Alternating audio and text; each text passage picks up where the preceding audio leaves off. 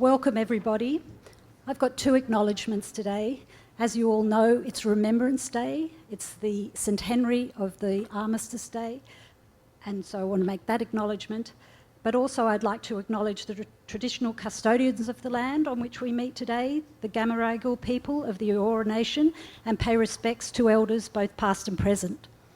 My name is Shane Higson, and I am both the convener of the Voluntary Euthanasia Party New South Wales and the Vice President of Dying with Dignity New South Wales. It gives me great pleasure to welcome you all to this forum about end-of-life choices, which we've jointly hosted by Go Gentle Australia, Doctors for Assisted Dying Choice, and Christians Supporting Choice for Voluntary Euthanasia and Assisted Dying. The topic is of great interest to the community. We sold 500 tickets to this event in record time. 2 years ago, the Voluntary Euthanasia Party held a public forum in the auditorium in Parliament House, which sold out the 170 tickets again in just 2 days. For our next event, we might look at the town hall, or perhaps a stadium if we have any still standing. The fact is, whenever we bring together high-profile advocates for voluntary assisted dying, the demand is enormous. Support for our issue continues to grow, with the latest polling showing 85% of Australians in support, yet sadly our politicians are still out of sync with the community. But today we are focusing on the broader topic of end-of-life choices, and to help enlighten us, we have assembled an excellent panel. Andrew Denton needs little introduction, having spent the past 4 years advocating for assisted dying legislation. In conversation with Andrew, we have Dr. Rodney Syme, urologist and Vice President of Dying with Dignity Victoria, Dr. David Leaf, GP and New South Wales convener of Doctors for Assisted Dying Choice, Dr. Jill Gordon, GP and Professor of Medical Education, and Coral Levett, President of the New South Wales Nurses and Midwives Association. I would also like to welcome our two special guests, Jan Edwards and her daughter Jessica. Before we begin the discussion, we would like to show you a short video produced by Luke Cornish for Dying with Dignity earlier this year. This video features Jan's husband, Tim Edwards. Thank you.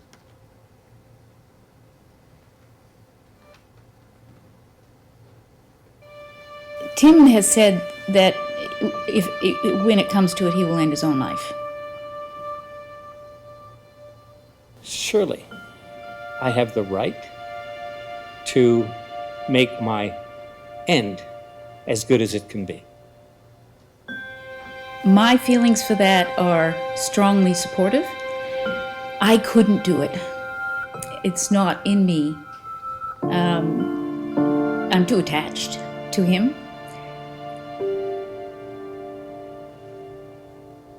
But I absolutely respect that that's what he'll have to do. I have what's called mesothelioma, which is the cancer caused by asbestos, and it's lethal. Effectively, no one who contracts mesothelioma does not die of mesothelioma.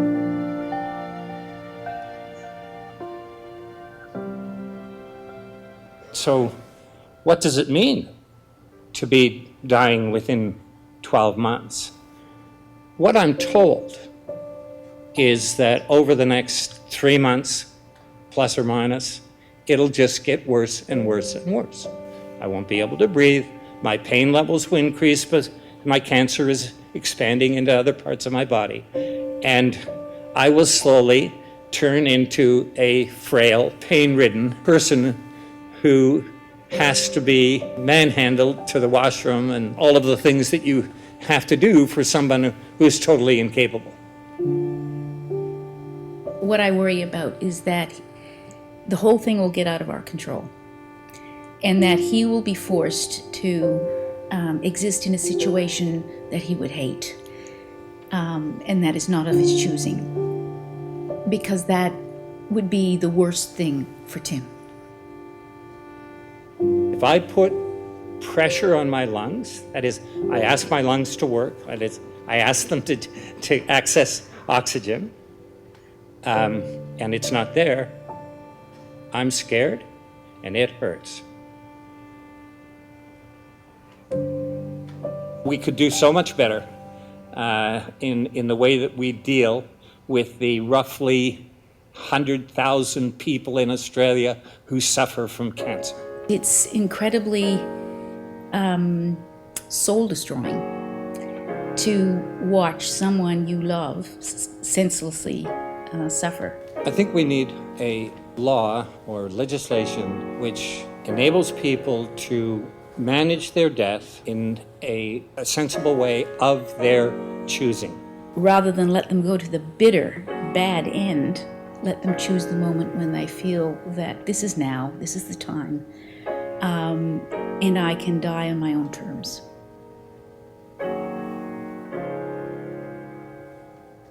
I have no fear of dying. I'm comfortable with it. But I insist on being able to manage the end. Oh, the dark still surprises each time. I would be lying to say there aren't times that I have my moments where I'm just not sure how I'm going to cope. Now, in the progression of the disease and after, because I've never, in my adult life, I've never been without him. So yeah, I have my moments. The dark still surprises each time it takes hold. Well, I've lived a brilliant life. I'm very proud of what I've done and who I am and who my family is.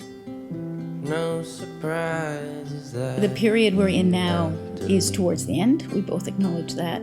But ironically, in some respects, it's been the nicest relationship period. still surprises The memories that he leaves with and that our children and I have are about that happy time.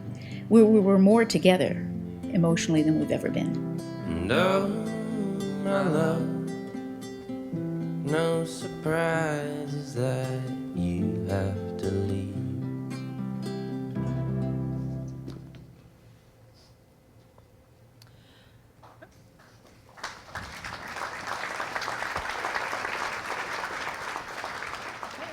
Good afternoon, ladies and gentlemen, and I'm going to speak to Jan and Jessica very soon. It's a big thing for them to share that story and to be here today. As it is, we'd like to welcome all the members of the panel. Just to very quickly explain how this afternoon's going to work, we're going to talk for a little over an hour, then we're going to take questions from you. It's very important, because we've got a lot to get through, that you make those questions. I know many of you will have stories, but if you could make a question out of your story, not tell us a story, that would be good. This afternoon is as much personal as it is political. It's not really a political afternoon, it's to inform your politics perhaps, but it's also to give you information. And as a guiding principle, I'd like to just quote that esteemed ancient philosopher Spike Milligan, that we are all cremated equal. So just keep that in the back of your minds. And I will start, if I can, with Jan and Jessica. Again, thank you for coming. Jan, you said that your greatest fear, and Tim's greatest fear, was losing control. In those last few weeks, what happened? Were you able to maintain control? That's where the problem began. Almost directly after that film was made, Tim began to go rapidly downhill. He looks fairly robust in that film. He was a tough fella, so often he was not quite as well as he tried to appear, but he went very much downhill. The last 3 weeks, for all of us, were soul-destroying, because he became very ill. He was very...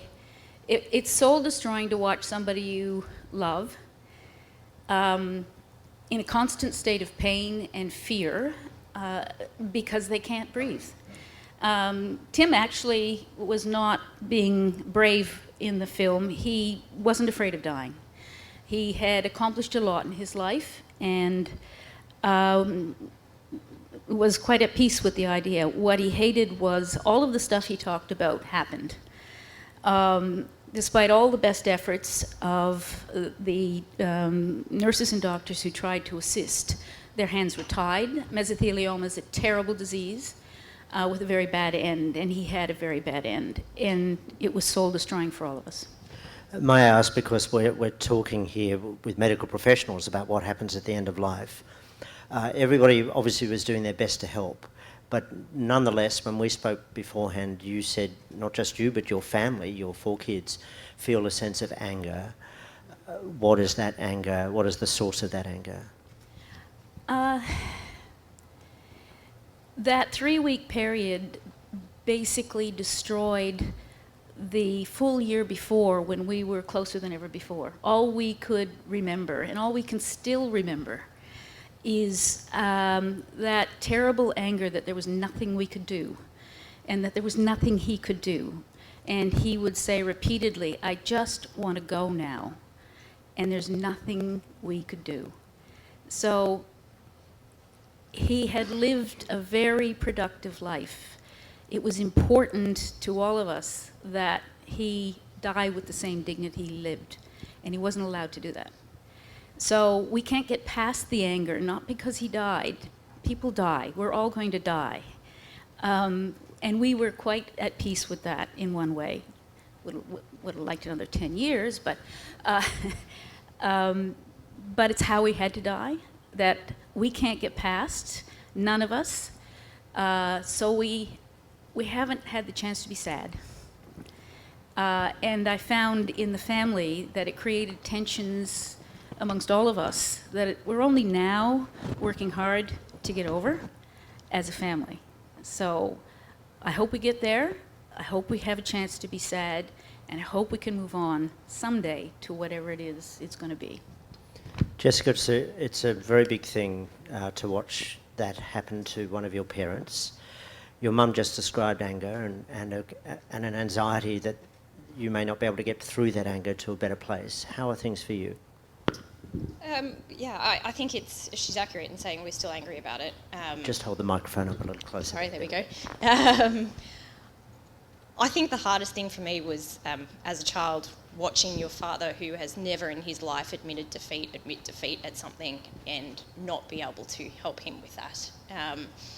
Mentally, physically, a very strong man, and for him to say, "I just want to be out and I want to be done," and for myself, being the only daughter and the youngest, and being the only one in Australia, not being able to help him through that process, and then also having to deal with a bunch of medical professionals who were in a very awkward position themselves and quite outwardly showing that awkward position they were in, and having to manage them and not be able to focus on my family and not be able to focus on my father.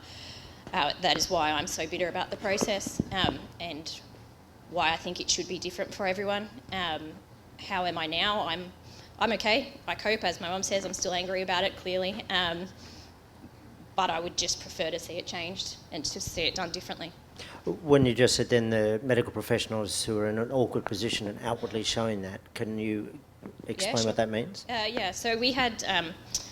So as Mum said, he went rapidly downhill, and so from about 3 weeks before his death till he passed away, we had a number of palliative care staff in the house helping him, assisting him. And they ranged right from people who were very appreciative of the fact that Tim was outwardly spoken about being able to take his own life in the way he wanted to do it, down to people who were very against that and adamantly outspoken about the fact that that was not their view. And so at one point in the last week of his life, we had a palliative care doctor come in and lecture us about how that wasn't the law and he wasn't entitled to act in any other way than in accordance with the law, and they were not entitled to help him end his life. We're very switched on as a family. We're quite well educated. We knew that. We didn't need someone in our house in the last week of his life telling us that. And we also didn't need to put the nurses and the palliative care staff who were in the house, who were trying just to make him comfortable, in a position where they felt uncomfortable medicating him and trying to make him as comfortable as possible, because they didn't want to be seen as pushing it too far. They didn't want to be seen as helping him die because he was so outspoken about it. And I understand that, that's their livelihood, that's their job, and we put them in that position. We'll come back to you as the afternoon goes on, because we're going to step through with the panel what happens at the end of life. And if I could start with you, David, what is the role, we'll get to palliative care in a minute, but what is the role of a GP at the end of life? Thank you, Andrew. And can I just say, I find it completely unacceptable that these lovely people have had to be put through this. For me, as a doctor, after 28 years doing this job, mesothelioma is my worst diagnosis that I have to give and to manage.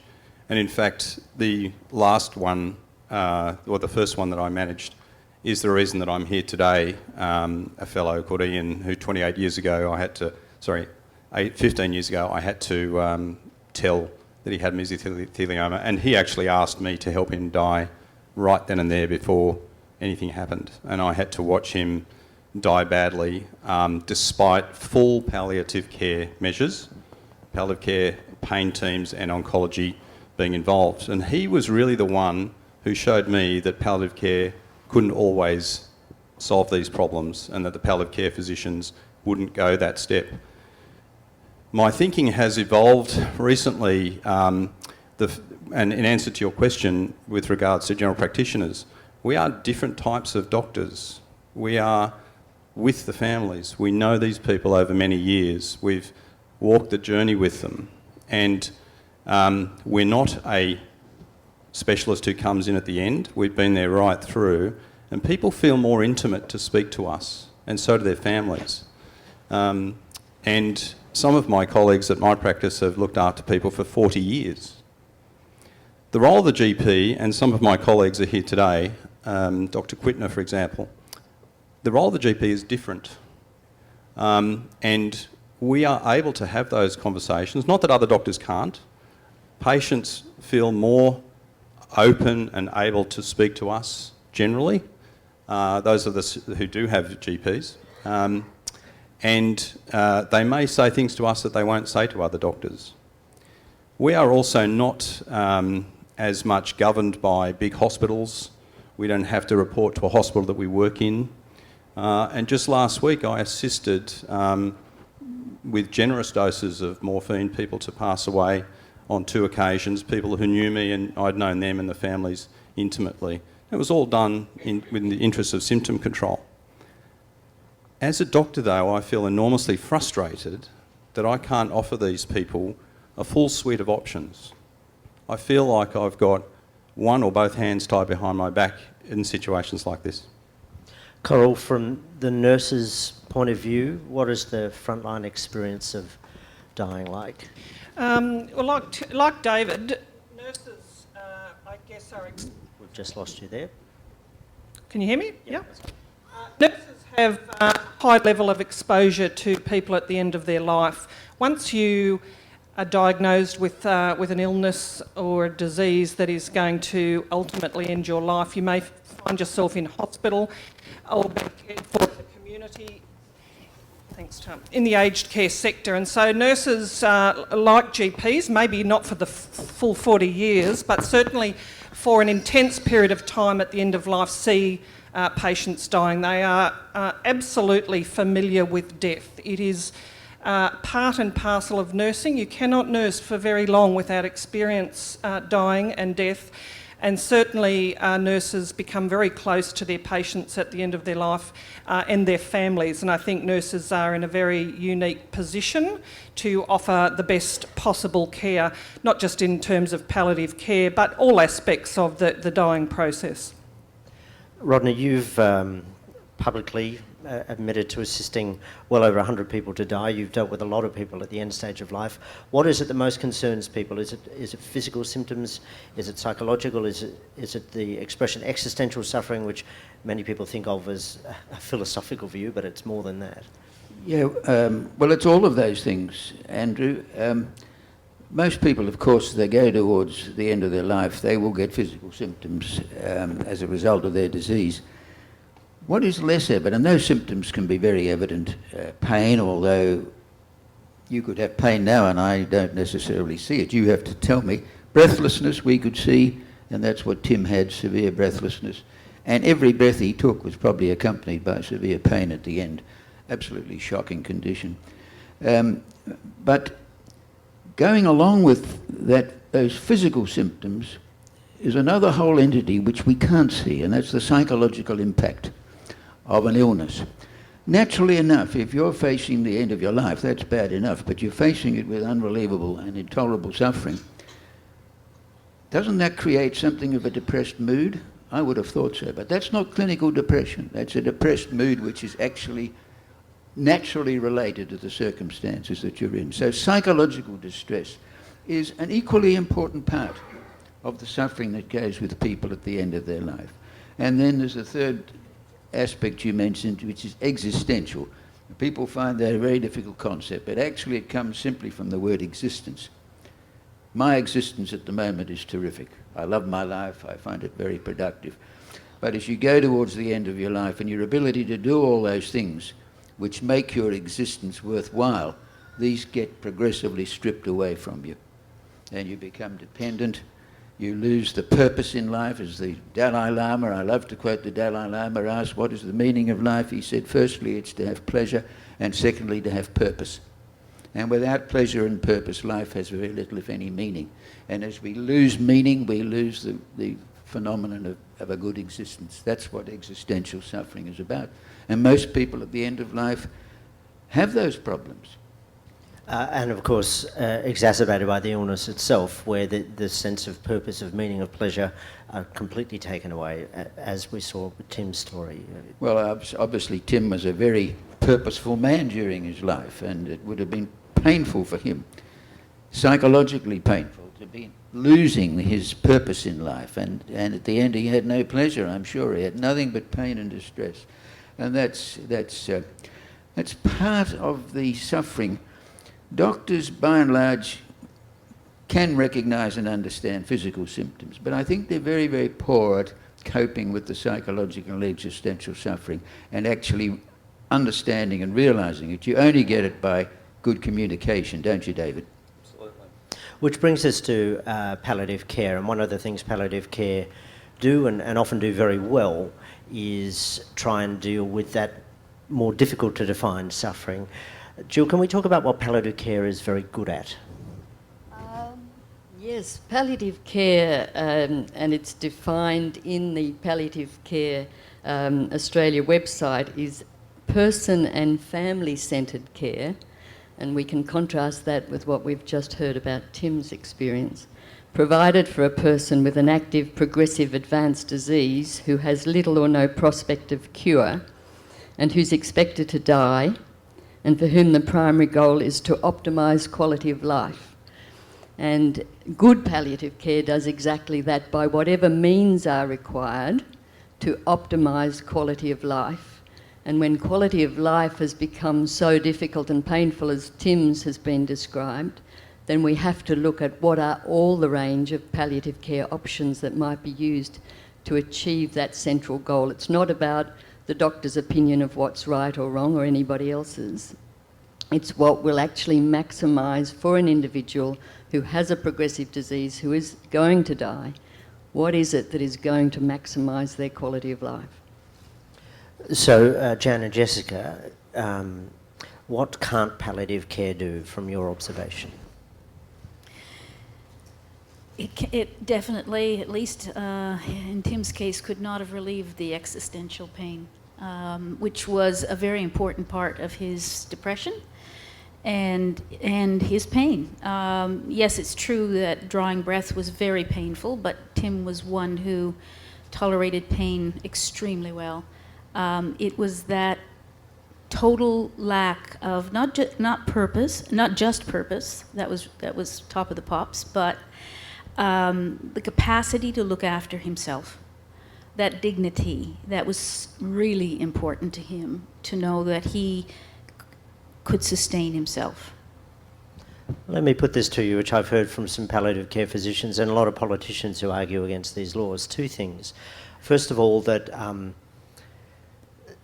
Tim's depression meant that his judgment about the end of life perhaps was brought into question, or should be brought into question.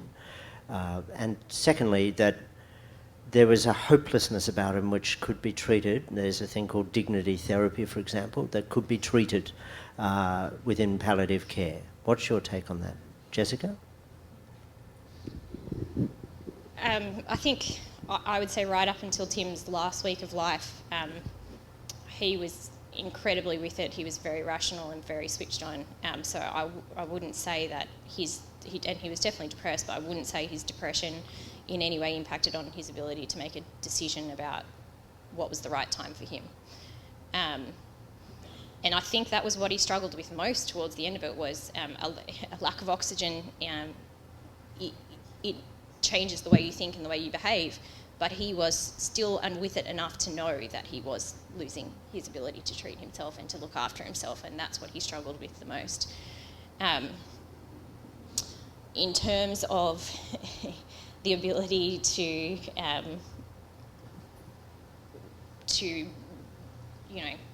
treat depression with palliative care, I don't think you're going to be able to do that.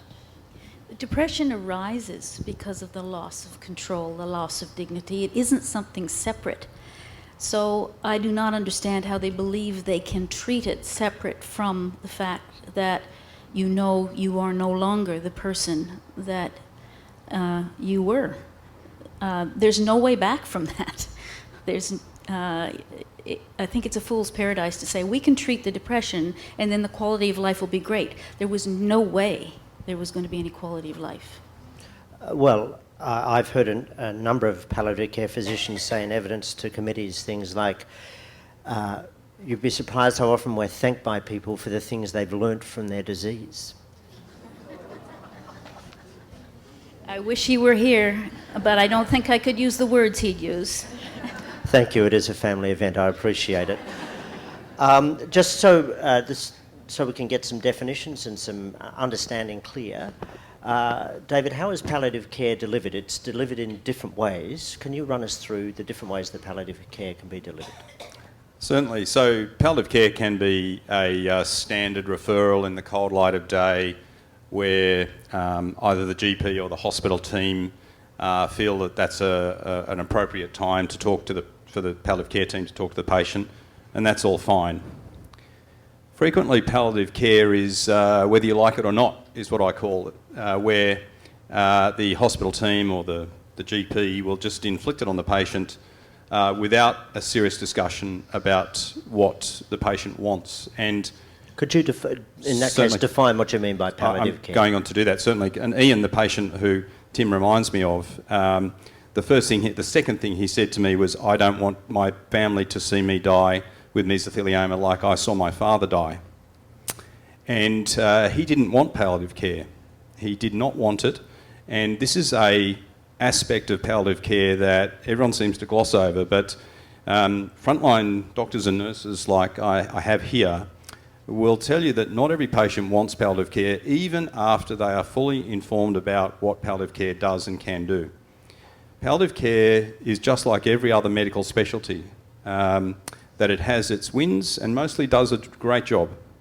And I still recommend it in certain circumstances. But like every other medical specialty, my own included, it isn't perfect and it has its failures and it needs to be recognised in an adult way. Sometimes palliative care, more often in the nursing homes that I visit, is given to the patient because there isn't a GP or the GP isn't comfortable with managing the case. Palliative care can bring nursing staff in as well and certain devices like drivers as well. But when I refer patients for palliative care or have the opportunity to do it, I try to talk to the families and the patient, just like every other specialty, about the upsides and the downsides. Jill, palliative care is not necessarily simply about dying. It's about living once you have a terminal diagnosis. Is that correct? It's certainly correct. Actually, if you do nothing else today except go away and buy a copy of Atul Gawande's book called Being Mortal, you'll find, if you haven't already read it, a wonderful description of what good palliative care is and what bad palliative care is and how to know the difference. One of the important things that I think should be included in any discussion of palliative care is a recognition that good palliative care providers also provide for terminal sedation for patients for whom they cannot relieve the symptoms associated with dying.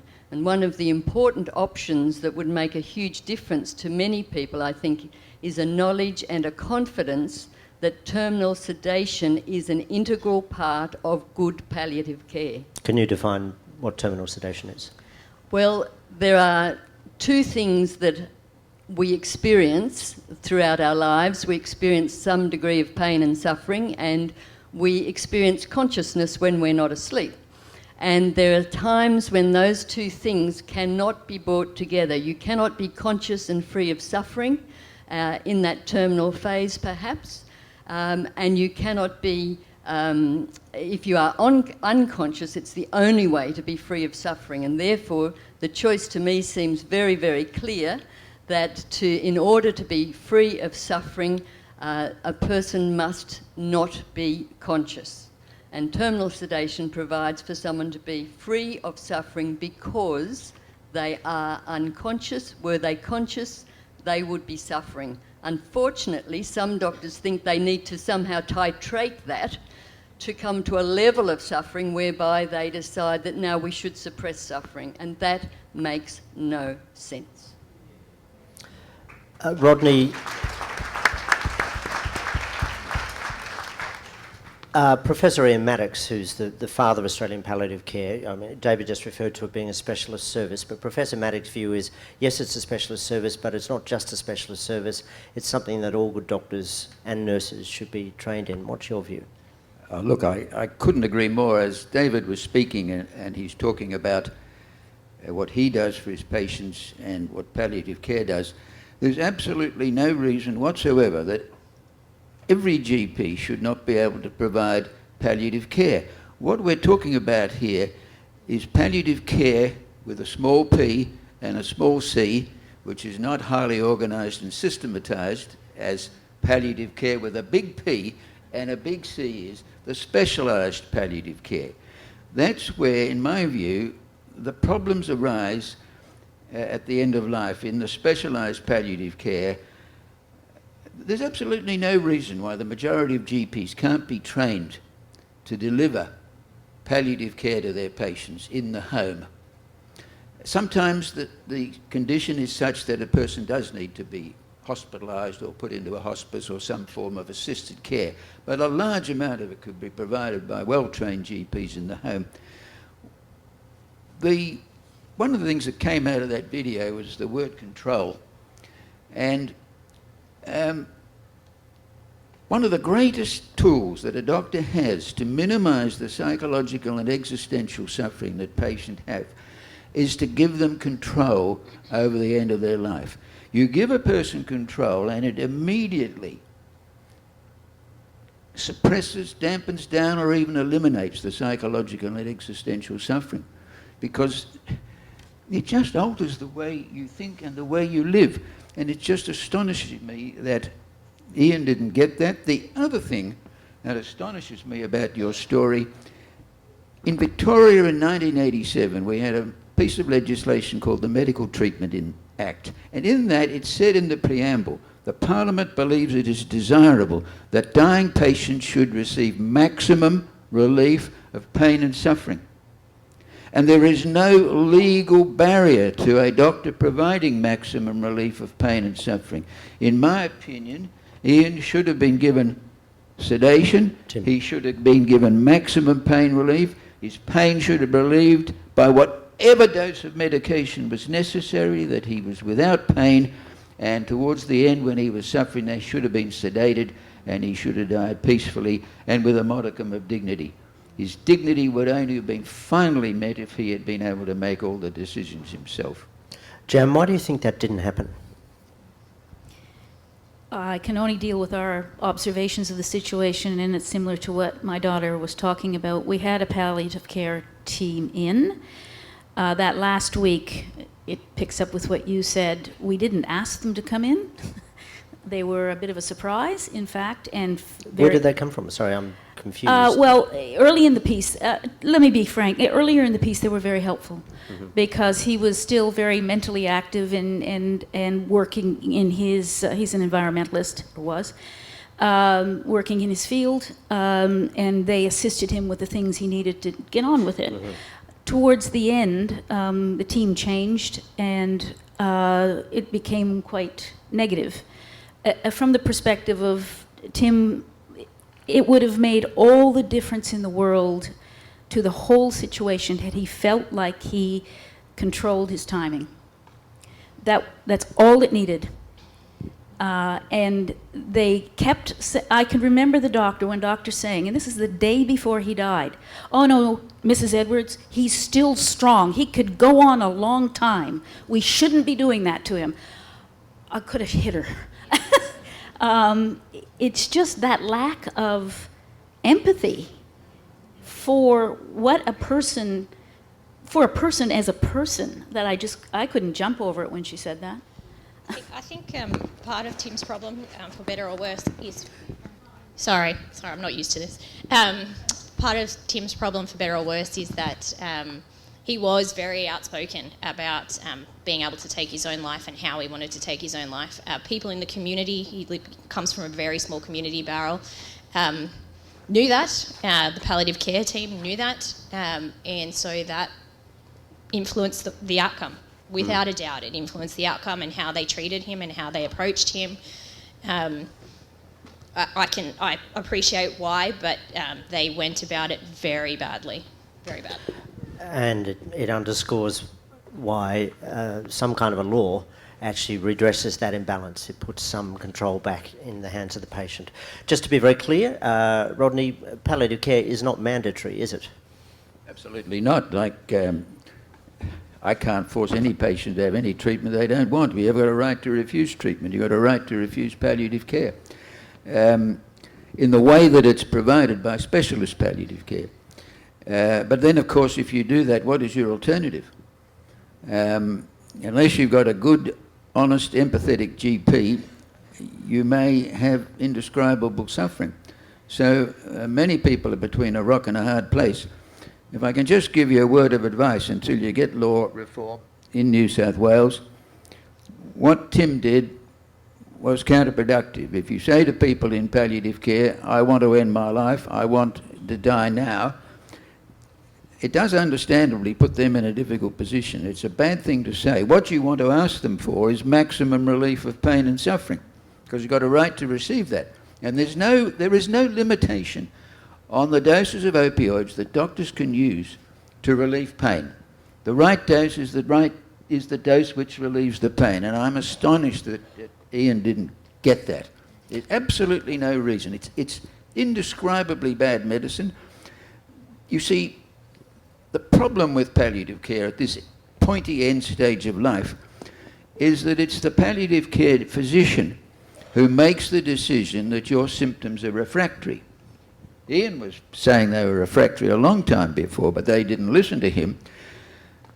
And then they go and titrate the medication. Now, if your symptoms are refractory now and of great, great severity, why wouldn't you relieve those symptoms now, rather than dribble medications in, dribble in morphine, dribble in sedatives, gradually titrating that medication upwards until after perhaps 4 or 5 days, the patient is actually properly relieved of that suffering. It's absolutely indescribably cruel, in my opinion, the way it is done. For those who don't understand, refractory means basically you can no longer solve them, they're out of control, and titrated means bit by bit.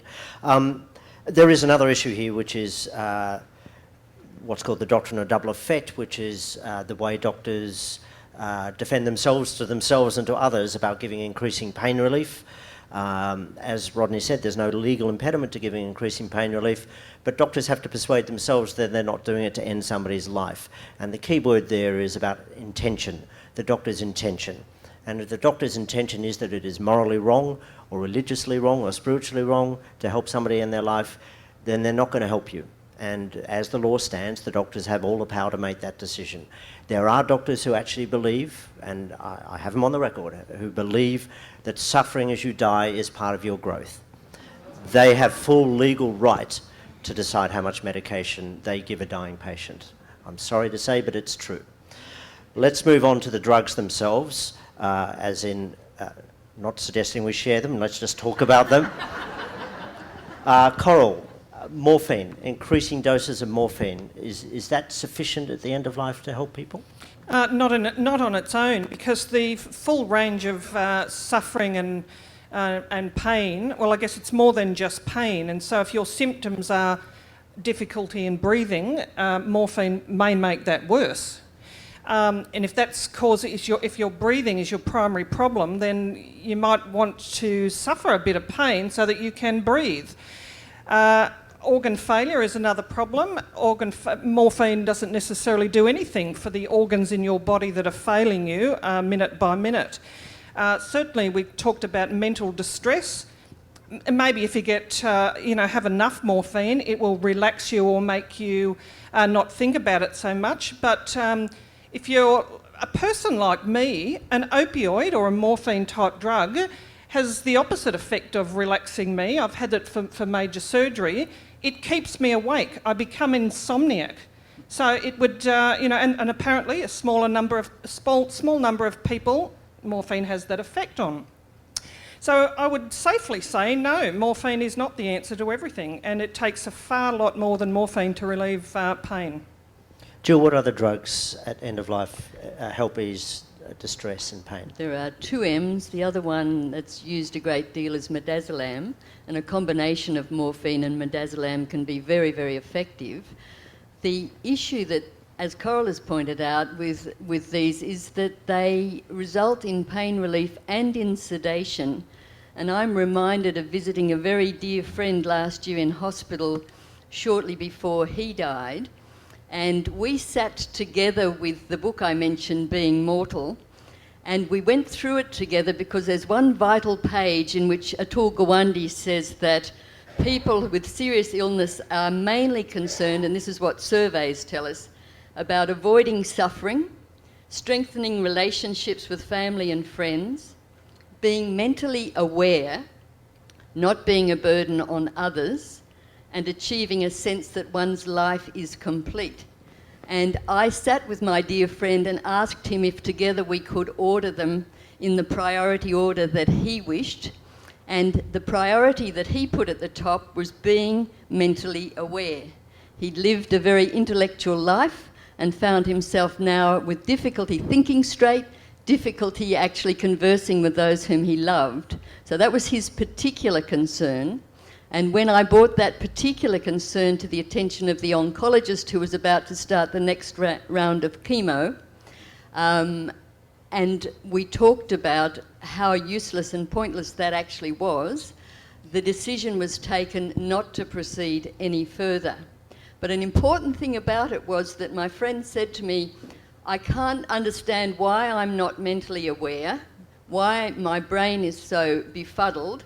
And when I looked at him, he had tiny pinpoint pupils, which is a sign of being given morphine. He didn't actually know that. In the Prince of Wales Hospital, he was not aware that he was on high doses of morphine. That had not been explicitly said to him. And when he came to understand that and what it meant, he actively opted for the other things that were of importance to him, in particular, being able to say goodbye to his beloved family. So morphine and midazolam are fine and they're effective.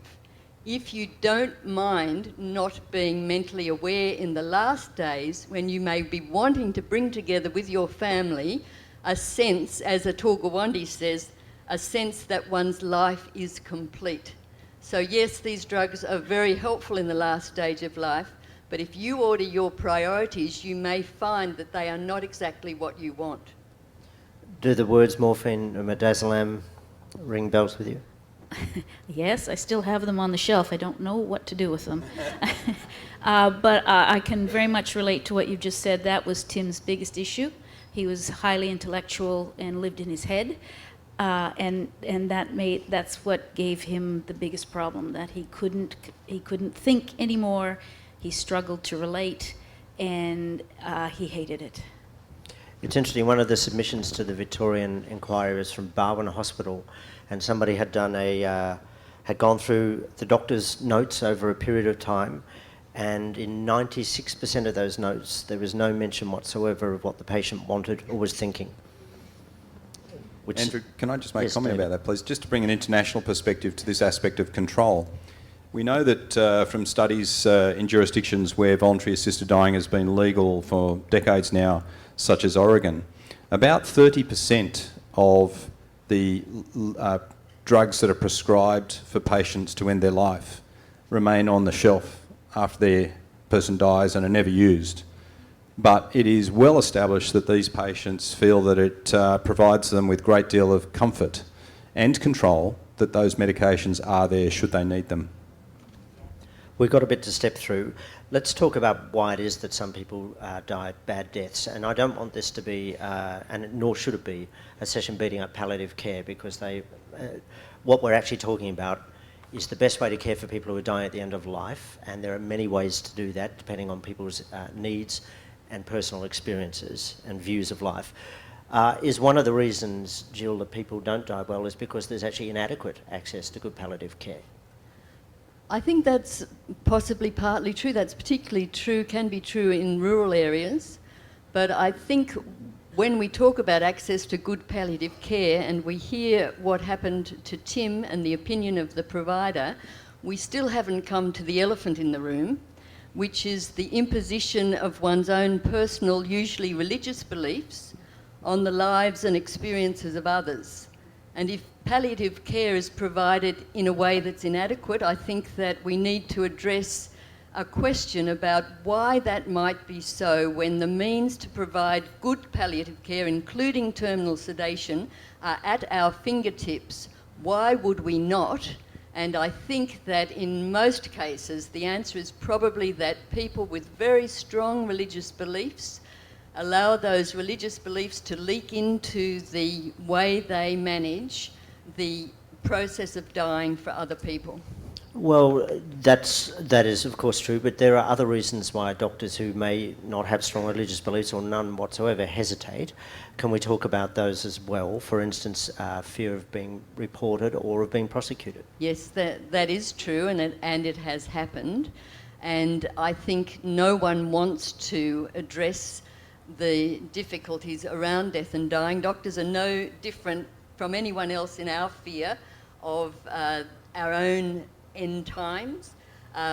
So yes, people are afraid through the law of double effect to say, am I overstepping the mark? Are my attempts to relieve pain and suffering overstepping the mark and pushing someone towards a premature death? The reason for requiring legislation to protect doctors is absolutely obvious, that if we are all clear as a society, if we all carry the responsibility for the most appropriate way to help one another in the last stages of life, then the fears that doctors understandably experience would be greatly mitigated. Coral, is there a concern, and are you familiar with the reality that doctors and nurses can be reported within the system if it's believed that they've overstepped the bounds of giving pain relief? Absolutely. In fact, as Jill said, a lot of, particularly for nursing, palliative care is provided, nurses are intently operational in that aspect of care. There are entire employers of palliative care that come under the Christian domain. And as a nurse working within an organisation, within a Christian domain, you've got to be very careful about what you say and what you do within your employment.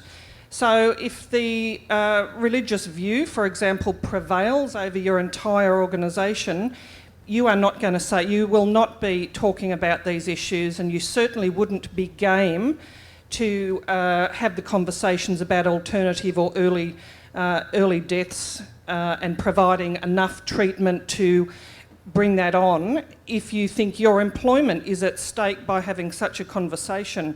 And I guess that's one of the things that concerns me. It's very different in the public sector when you receive palliative care and the attitude and the beliefs of the staff come less into play there, that you're more likely to get a fairer go than if you are receiving palliative care in some other settings that have that level of control by other organisations. Jan and Jessica, did you get a sense that part of the resistance was because of religion, or was it because of a natural conservatism? I don't think I picked up on religion. We're not religious people, so we're probably not very good at reading it either. God loves you anyway. I'm glad. I think definitely the palliative care doctor that was treating Tim was on the conservative side, very conservative. Sure. She had a trainee doctor there with her, and she was obviously trying to teach that trainee doctor what she perceived to be the best way forward, and it was very clear that she was watching what those boundaries were with that doctor as well, and with the nurses. I also got a sense, I don't know if it was religious, but there was a personal belief system Sure. operating there, given the nature of her remarks and the way she made them. Okay. If I can just suggest we might move a little bit back from the pointy end of this discussion. In my view, one of the very, very serious problems we have about end of life is lack of communication. Lack of communication between a suffering person and their family. As you go towards the end of your life, you desperately need support. And who do you get the best support? You get it from your family. And we're so reluctant, I think, as communities to grizzle, to moan to our families about what is actually going on. As I say, as a doctor, I can't measure pain, I can't measure anxiety, and there's a whole lot of symptoms that I can't recognise are there unless you as an individual let your family know what is going on. You will not get the effective support that you need. If you are going to make a decision towards hastening death, they need to understand fully why you are thinking of making that decision. Again, communication with the medical profession is often bitterly poor, and this can come on both sides. The doctor doesn't communicate at all well with the patient. It's a difficult subject for many doctors to talk about, end of life. But patients, I find often, I've talked to people and they say, "Can you help me?" And I say, "What's the problem?" They say, "I've got pain." I say, "Have you told your doctor about it?" "Oh no," they will say to me. "For goodness sake, how do you expect to get relief if you don't express what it is that's causing you trouble?" So I can only emphasise that early and effective communication about your values and your wishes, create advanced healthcare directives, make sure you've got a guardian or medical enduring power of attorney, preparation and early communication is absolutely essential. And it's going to be terribly important when the Victorian legislation is implemented, because it's going to take, from the time a person makes a request, it could take anything from 2 to 3 weeks before assistance is provided. And if at that point, when you first request from your doctor assistance and you don't know what his or her attitude is, it may take another 3 or 4 weeks before you find succour. So you need to start communicating in discussion with your doctor to find out what your doctor's attitude is to this whole subject. And if it's not satisfactory to you, find another doctor. Jill, you have worked at Sydney University as a professor in medical education. 2 things there. Why is it that many doctors struggle with end-of-life questions? And secondly, is better education required with end-of-life care throughout the medical system, including the aged care system? I think the answer to the first one is, to the second one is easy. Yes, better education is required. The reason why people struggle, I guess there are all sorts of reasons. One is that young people going into medicine thinking about curing patients are not really in that teachable moment when they're confronted by the reality of someone at the end stage of life. So there is more that needs to be done in that regard, but it's also difficult to ensure that every aspect of every part of patient care can be both taught and remembered.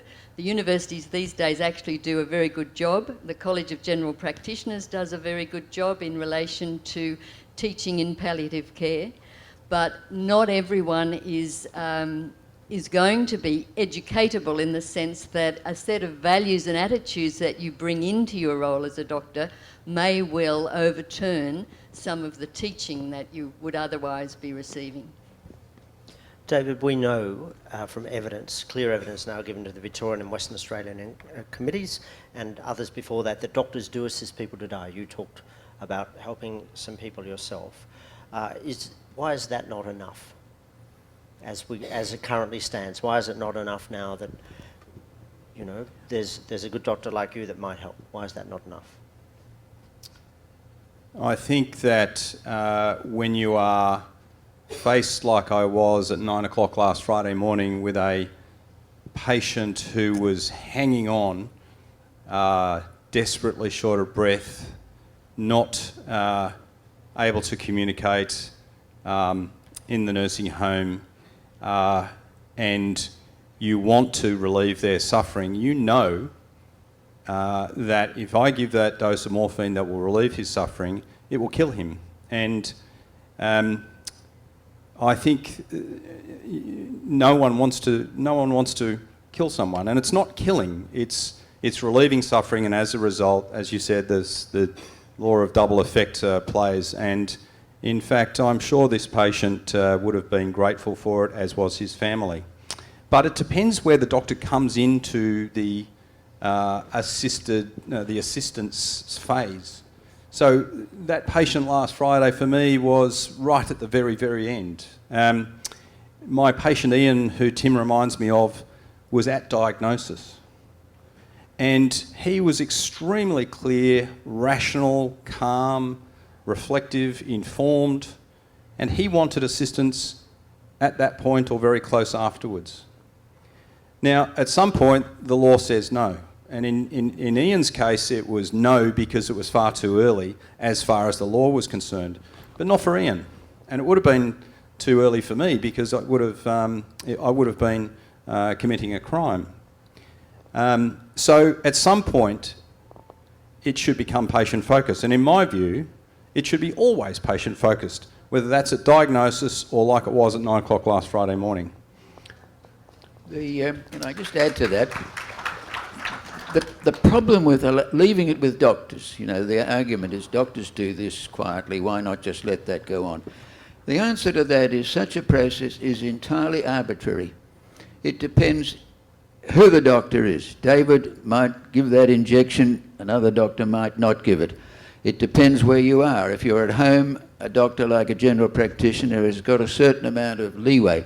In a public place, nursing home, hospital, it's a public environment. It's very, very difficult to accelerate the end of life.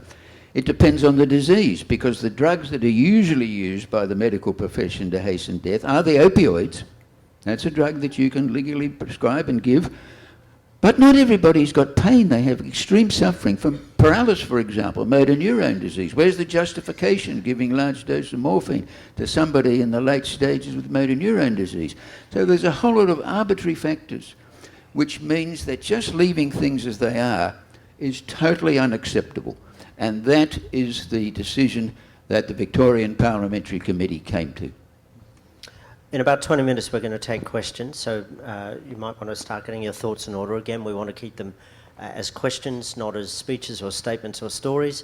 And if you could direct them to specific members of the panel and keep them short, that would be greatly appreciated, or else I'll come and punch you. And I'm a physically imposing man, so don't cross me. Rodney, if I may come back to you, David used a word that is often used in this debate, which is killing. And many doctors believe this is killing, and for example, Dr. Karen Hitchcock argues that for me to give a lethal medication to somebody that I know is going to end their life, even if I don't physically inject them with it, it is nonetheless me knowing that that is going to kill them. Why is that not killing? Well, this comes down to the very, very important aspect of language in this whole debate. And opponents of the law change, like Karen Hitchcock, love to use the words killing. They love to use the word suicide. And of course, if a doctor provides what is known as voluntary euthanasia or a euthanasia, that is the deliberate injection of a lethal substance to end a person's life almost instantaneously, within a few minutes, that can be described as killing, but nobody seems to, the people who oppose it, nobody asks the question, why is the doctor doing that? Does the doctor want to kill his patient? No, I can assure you that is not the case. What the doctor wants to do is relieve his patient's suffering. Sure, the outcome is that the patient dies. In that context, you could say, yes, there has been killing. But language, it's such a pejorative and egregious word to use in this circumstance. The other word I get very, very angry about is the use of assisted suicide in the context of a doctor providing medication, because there is an absolute gulf between what the community would generally regard as suicide, often a young person, mentally disturbed, doesn't talk to their family or their doctor about the matter, goes off and ends their life in a most grievous and violent manner, leaving behind enormous guilt and grief. Now, in the circumstance we're talking about at the end of the life, where I might provide a person or prescribe a person with a drug like Nembutal, that comes about as a result of them having made a request, and they've considered that request very, very, very carefully. They've talked to their family about it. Their family are involved in the process. They have made a careful decision, and they have absolute control, and they are rational when they make the decision. Those criteria are in absolutely stark contrast with what the community would generally regard as suicide. I think it's absolutely insulting to consider that somebody ending their life because of intolerable suffering is committing suicide. That should be abolished. And it's interesting that in the Victorian legislation, the word suicide and the word euthanasia do not appear in any point at all.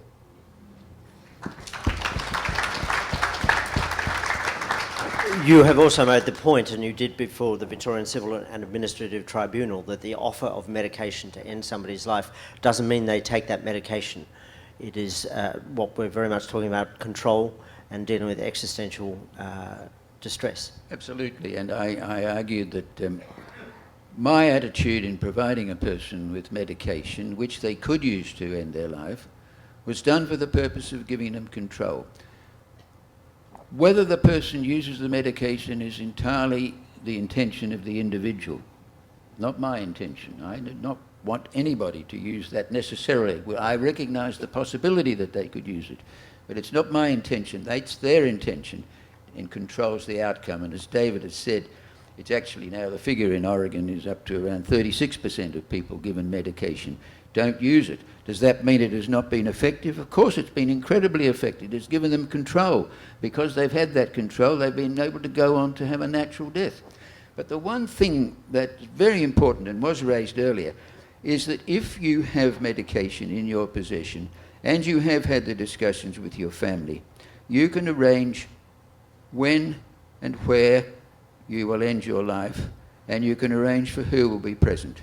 And it's a most profound thing for a family to gather, to be present together and say goodbye and see their loved one die in a peaceful and dignified manner.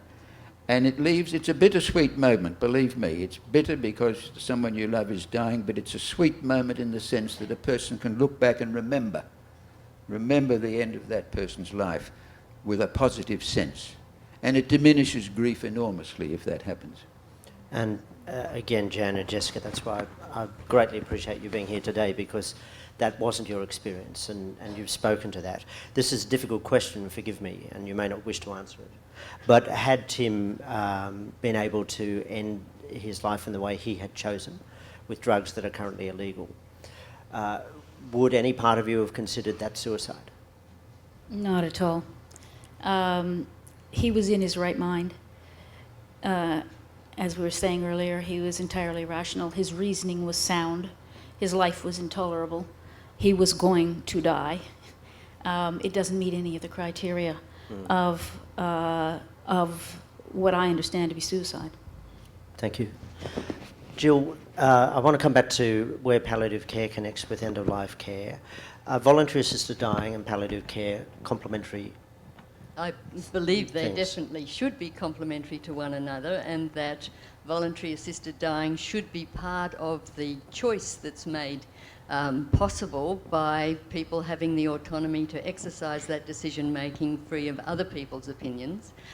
There's a I had a patient who came home from work one day to her husband who'd been diagnosed with mesothelioma, and she found their house in darkness, and when she went inside, she found that the attic ladder that they had been let down, and by this time realised that what she was going to find was what she did find, that he'd actually hanged himself at a time when he was still capable of pulling down the ladder, climbing the stairs and getting the rope ready.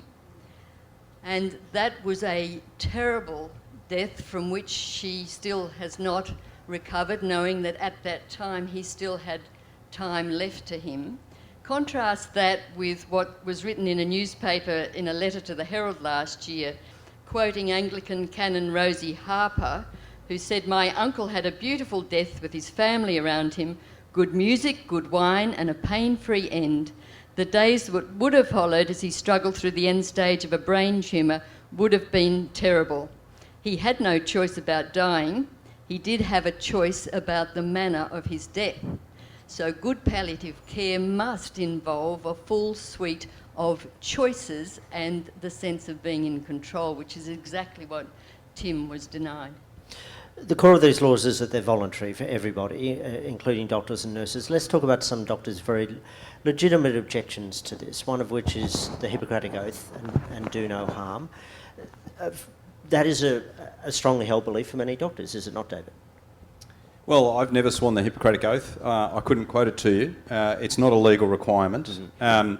Rodney gave me some education about the Hippocratic Oath a while back, so I'll let him speak about that. But I don't think that you can say that not letting a patient, I'm going to do a double negative, letting a patient not choose is doing harm. And so there are other things that we can do that are bad for patients other than inaction. And that's currently what's happening. Where you make a patient bereft of choice, or you give them only one choice, which is palliative care or one type of death, that's doing harm. It's taking a step back and giving them choice, I call an act of compassion and if not love, and it's my professional responsibility to make sure that happens. That's why myself and my colleagues feel frustrated and disempowered about that.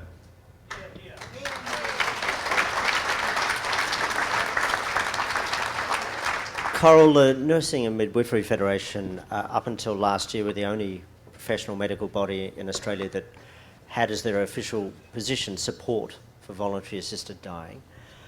Why do the nurses feel not unanimously but strongly this way? And secondly, how widely do you believe end-of-life issues are discussed within the medical profession? Firstly, I'd say just on why we've got a public view that's a bit different. We are the only nursing organisation, the New South Wales Nurses, Midwives and the Australian Nursing Midwifery Federation, that have a positive view and certainly a supportive view on voluntary assisted dying. I think it's simply because nurses represent the general community. So as many of you that support this view or have a view that voluntary assisted dying is of benefit, so do nurses. Our figures demonstrate about 85% of our membership support this, exactly the same as the community. I simply think we reflect the community. And we do see the suffering that families go through, so we do see it as an important part. Communication is absolutely essential. Nurses, I think, are in a very good place to communicate a change of law or these issues with their patients, and just as importantly, their families. It was interesting, Rodney, you said something before about, or somebody said something about, not telling the doctor that they have pain. I couldn't tell you how many times I have accompanied a doctor to see their patient who is dying, and within a minute of them leaving the room, the patient says, "I've got pain, why didn't you tell the doctor? I didn't want to bother the busy doctor with that information, I'm going to tell you." That happens all of the time. There's a lot of information I think people think their doctor is too busy to hear.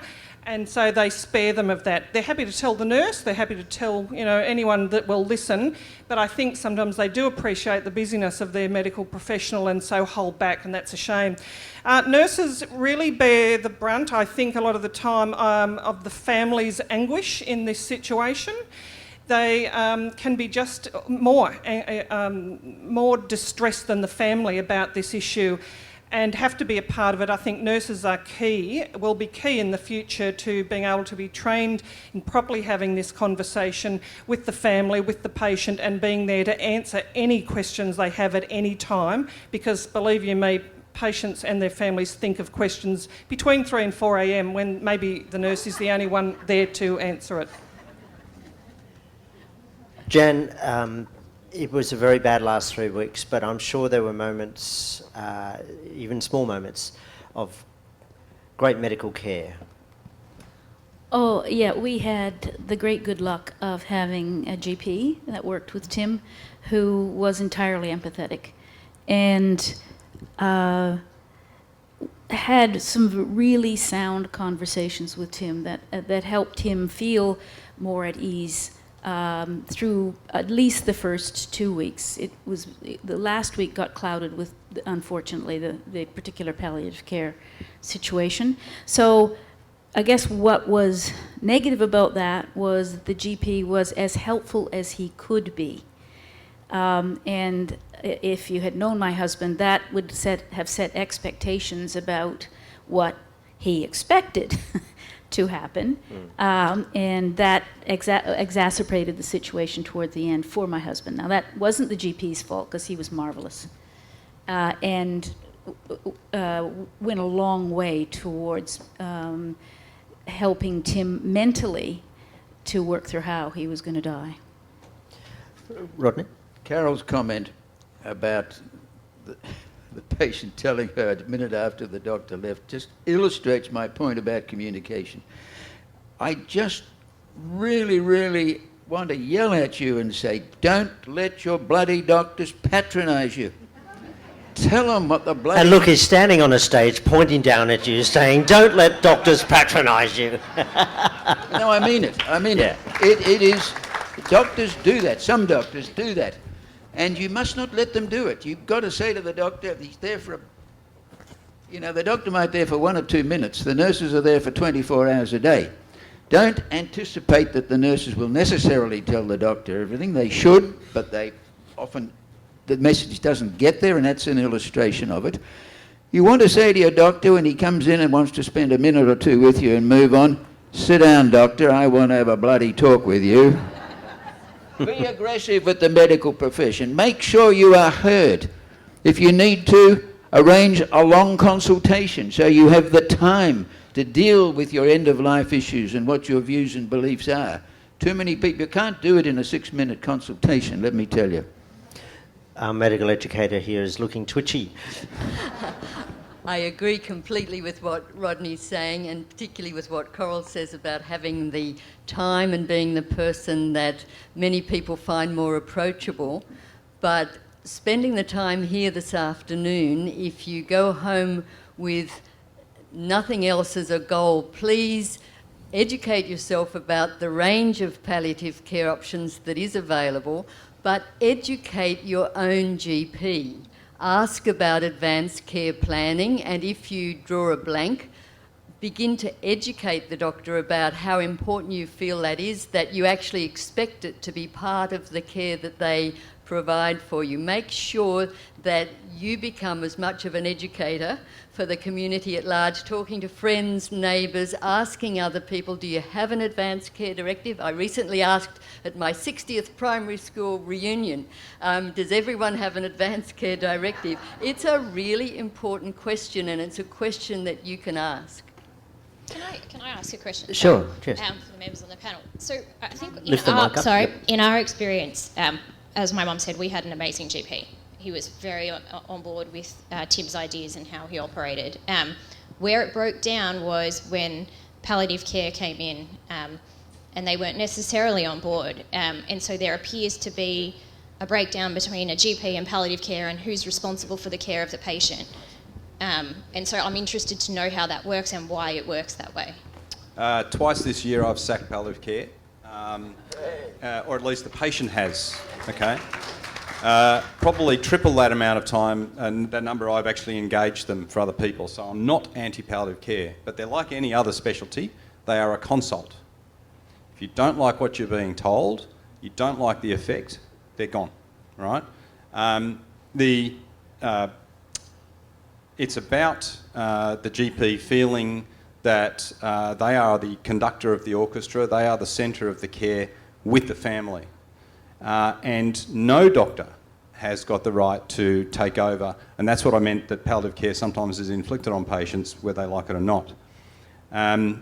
And if the end result isn't what you want, you can do it. Now, GPs suffer from this all the time, as some of my colleagues here will attest, that we are somehow the junior specialty.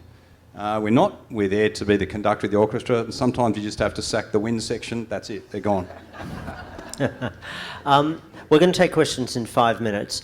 Rodney, for people in New South Wales that don't have the forthcoming Victorian legislation as an option, what are end-of-life rights? What are people's end-of-life rights when they're being treated? What can they say no to? What can they insist on? Now. In the future? Yes, now. Now? Yes. Well, our legislation doesn't commence until... But in outside of Victoria, so what's this... Well, even now in Victoria, yes. Sorry, I don't quite follow. What are patients' rights right now at the end of life? What can they refuse? What do they have to consent to? People can have a right to refuse any medical treatment that they don't want. If they refuse that treatment and they have symptoms as a result, and I know people may be very frightened to refuse treatment because they'll think, oh, I'm going to suffer badly. And I've known bloody surgeons who, when a person has refused treatment, the surgeon says, you will suffer grievously if you don't have my operation. Shocking. But you have a right to refuse any medical treatment, and if you refuse that medical treatment, at least under the Victorian Medical Treatment Act, you had a right to receive maximum relief of pain and suffering. A doctor could not just jettison you and say, well, if you're not going to have my treatment, you can...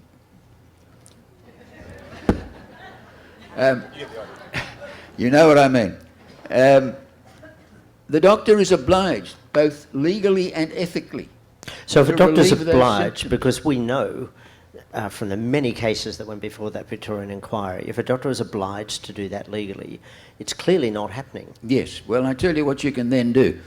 At least in Victoria, we've got a Health Services Commissioner, who's somebody you can go and make a complaint about. It's probably a similar person in New South Wales.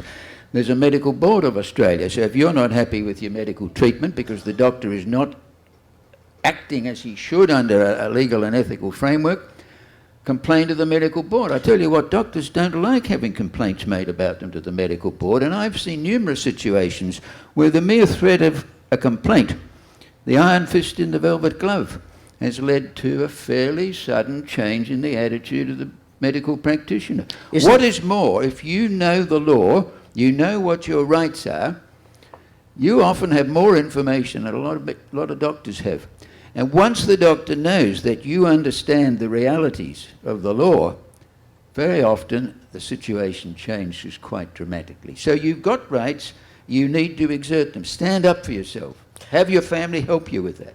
The difficulty is, that's all correct, is that when you are dealing with, as Jess and Jan did, the distress, the trauma, the unbelievable situation of what is happening, you're not thinking Medical Board of Australia, you're not thinking, what is my right of complaint here? You're just thinking, how do I help this person? Was that, as you heard Rodney speak then, Jan, everything Rodney said is correct, but how did that strike you? Forgive me, but academic.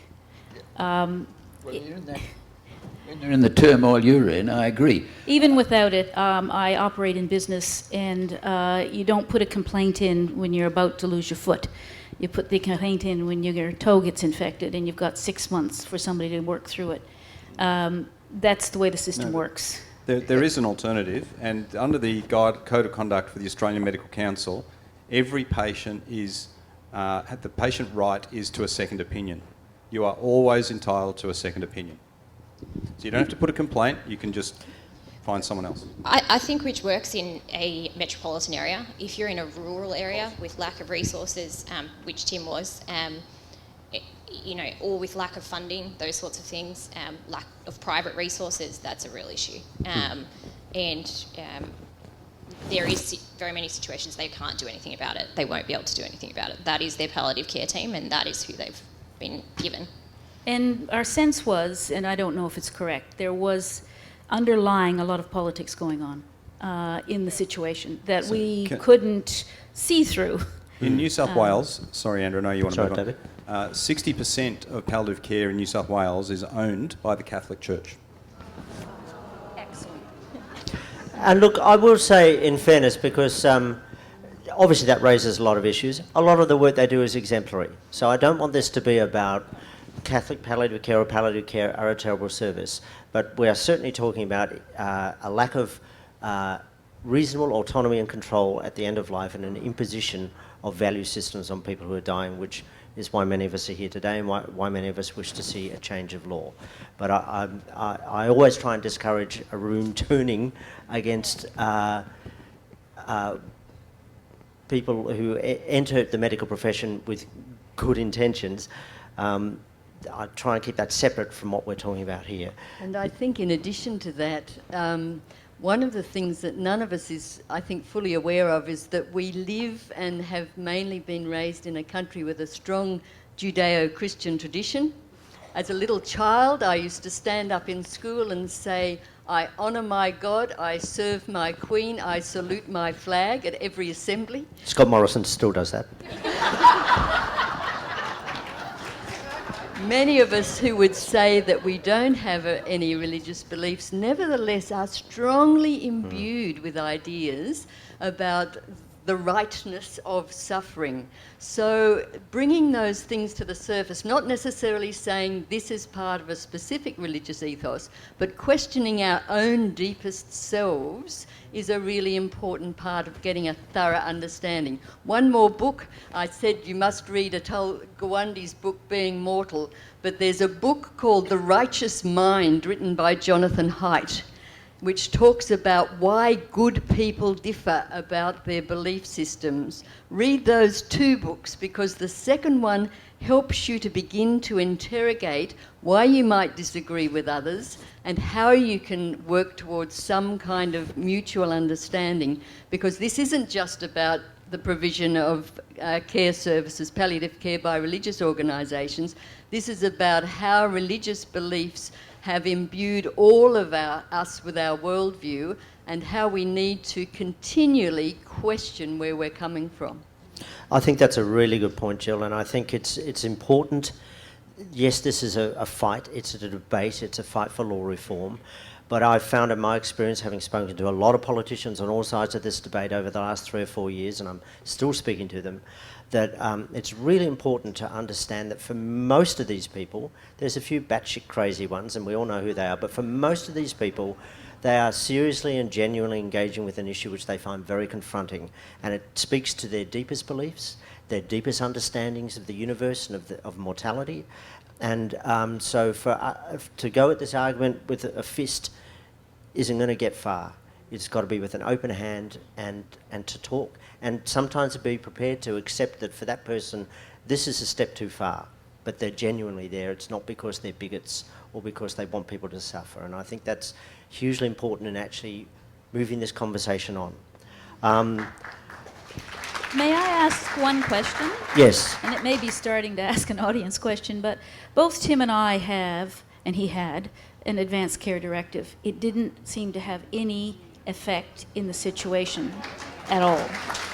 Why is that? And that's where I might slightly disagree, Andrew. I think it's about holding the medical profession to accountability. Oh, I agree with that. I'm not suggesting that there aren't things that need to be held to account. I was talking more about politicians. Strategy and tactics as well. Strategy and tactics. But that's a good question, Rodney. Could you speak to advanced care directives? An advanced care directive is largely about refusing treatment. And Tim was not in the position, he had no treatment to refuse. There is no bloody treatment for mesothelioma. So had he been having ventilatory support that was maintaining his breathing, but he was in terrible pain, he could have said, I don't want any more respirator. That would have had to have been recognised and dealt with. An advanced care directive fundamentally allows you to refuse medical treatment. It puts it down in writing in very clear and legal fashion, at least legal in Victoria. I'm not sure it's the same in New South Wales, but most states have got legal advance care directives which, if you've completed it properly, give you a certain degree of protection. But it is also true, which is getting to your point, David, that even in Victoria and in South Australia, where they strengthen these laws, the medical profession don't always act on it because doctors aren't sufficiently educated about what their legal responsibilities are. Well, if you don't in Victoria, as a medical practitioner, adhere to the Advanced Healthcare Directive, you can be charged with assault. Mm-hmm. That's the difference between New South Wales and Victoria now. Mm. I think it's time to take questions from the audience. We've got 2 microphones, so if you'd like to put up your hand, just while we're getting the first microphone to someone, I will tell you a story about the difficulty of communication, or the perils of communication in a hospital, which happened to me last year when I went in for surgery at St Vincent's. They were very good, I might add, and they asked, do you have any medical allergies? And I had one, and I said, yes, it's called Keflex, and then I thought, God, I hope they didn't think I said Catholics. It was all good. You've got to be careful. Where was our first question? Sorry? Who's just handed out the microphone? Where are we? Yeah, far away, thank you. In the case of somebody who... Could you speak up a bit, please? Thank in you. the case of somebody who has made an advanced care directive but is no longer capable of insisting or voicing their views, and you've got 2 members of a family with equal rights as to what happens to their loved one, what would the 2 doctors do in coping with 2 opposing views? Well, in Victoria, the Advanced Care Directive overrides any view that is expressed by a member of the family or even a point of view expressed by a medical enduring power of attorney. That is the legal power if you have properly completed an Advanced Care Directive. In Victoria, I'm not sure about New South Wales. David, can you speak to New South Wales? It's not. It's desirable in New South Wales. It's not completely enforceable. But I wonder whether your question meant that 2 people who had equal power on the Advanced Healthcare Directive were in disagreement. Is that what you meant? In that case, you've filled in the Advanced Healthcare Directive incorrectly. These things are all better done before. In practical terms, though, that doesn't happen very often. If it did, it would probably go to the Guardianship Tribunal of New South Wales. And all of which speaks to the need for much better literacy for everybody, us, doctors, nurses, everybody around end-of-life rights and the things that are going to help you. We had another question over here. Yes, thank you. Good afternoon. I'd like to address this to someone, but through you, if I may, Andrew, to the whole panel. It's so uplifting to see the people that we have working towards what we're all looking for, and the work that you've done for it. It's just the energy, the focus, just keep it up. And then the quick point I want to make is something that's not been covered, but very related, and that is where someone has an accident and is brain injured and is comatose. There are people that have been comatose in Australia for 20 years. And I believe that there should be a limit to how long one can be comatose. The state should decide and have a limit. And then when we apply for our driver's license, there should be a question. If you are in a comatose state, how long do you want to be kept? And the maximum the state will allow is 1 year, or 2 years, whatever. But you may elect to be 1 day, 1 week, 1 month. Thank you. Thank you. Look, I'll field this one if I may. First of all, I think that's an admirable thought, but most people struggle to tick one box on organ donation, let alone something of that detail. Look, you've just spoken to one of the great ethical questions, which has been, there have been very famous cases in America, Terry Schiavo for one, about people on life support and whether or not they should be taken off. It is so far in advance of where this debate is at, and the very core of this debate is that, of the laws that are proposed, is that you have to be competent. I think it becomes a whole other set of ethical questions. I don't know that there's going to be a clear answer to what you've just proposed for many years. But no, you've got to be competent when you request, at the time of request. But no, from a doctor's point of view, from a doctor's point of view, because then they're being asked to act, if that patient is incompetent, they don't know. Yes, it's likely that person will stay in a coma, but they can't be 100% sure of that. So that's where, this is the difficulty of writing these laws. You have to find a balance between different competing autonomies and competing demands and in the end, that's why these laws tend to the conservative generally. The laws that have been written since the ones in Europe, because there are all these competing demands. Plus, you're sometimes trying to get a broadband concept through copper wire intellects in Parliament House.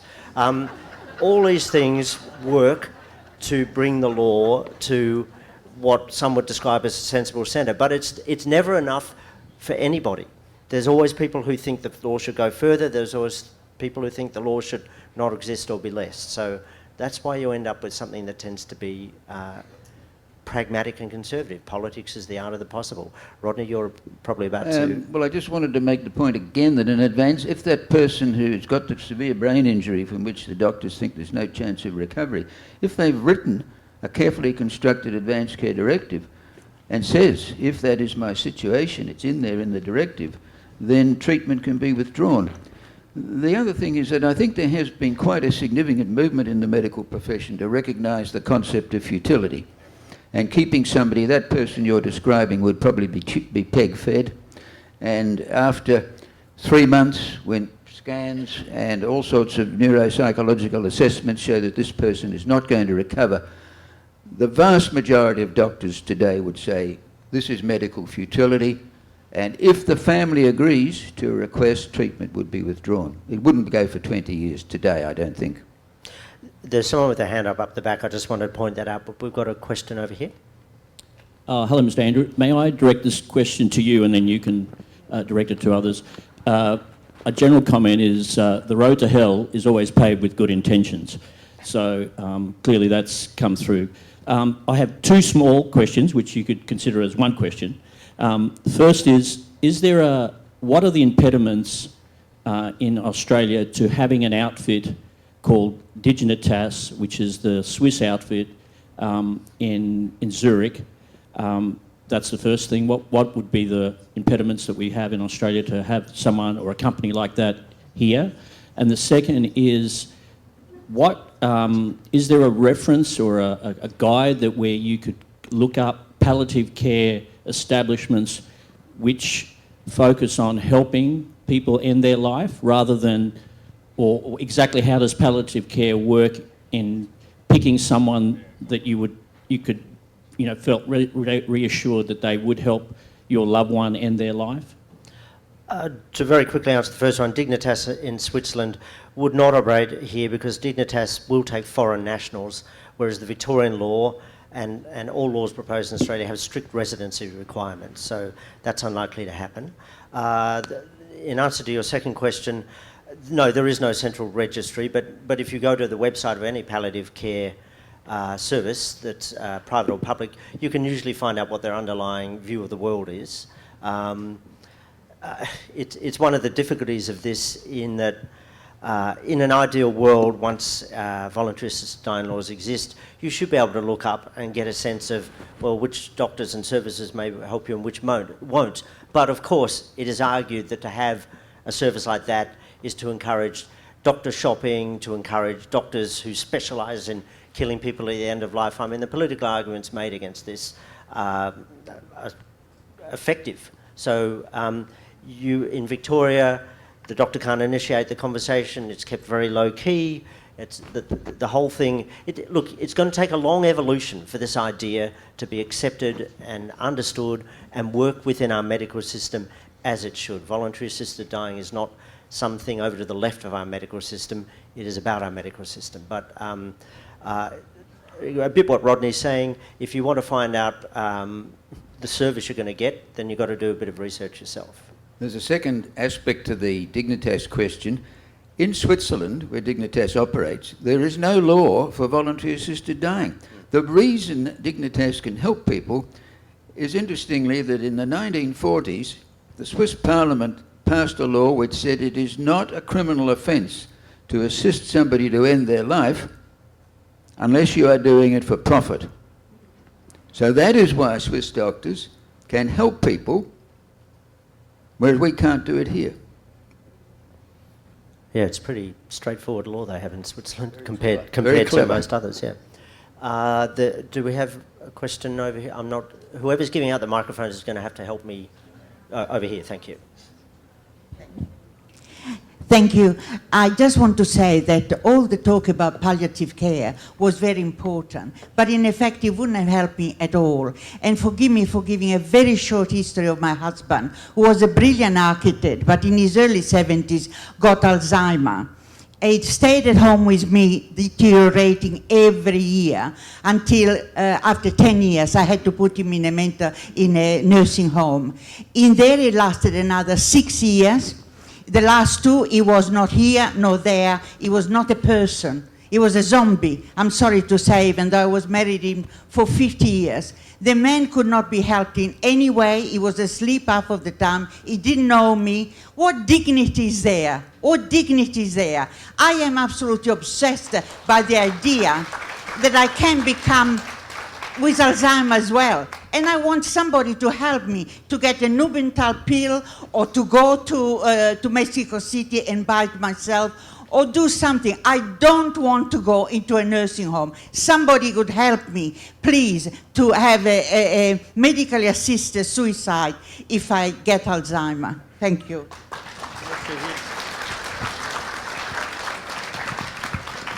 Thank you for that. I think, did anyone wish to comment on that in particular? Well, I could just make one comment, and again, I'm harping on an advanced care directive.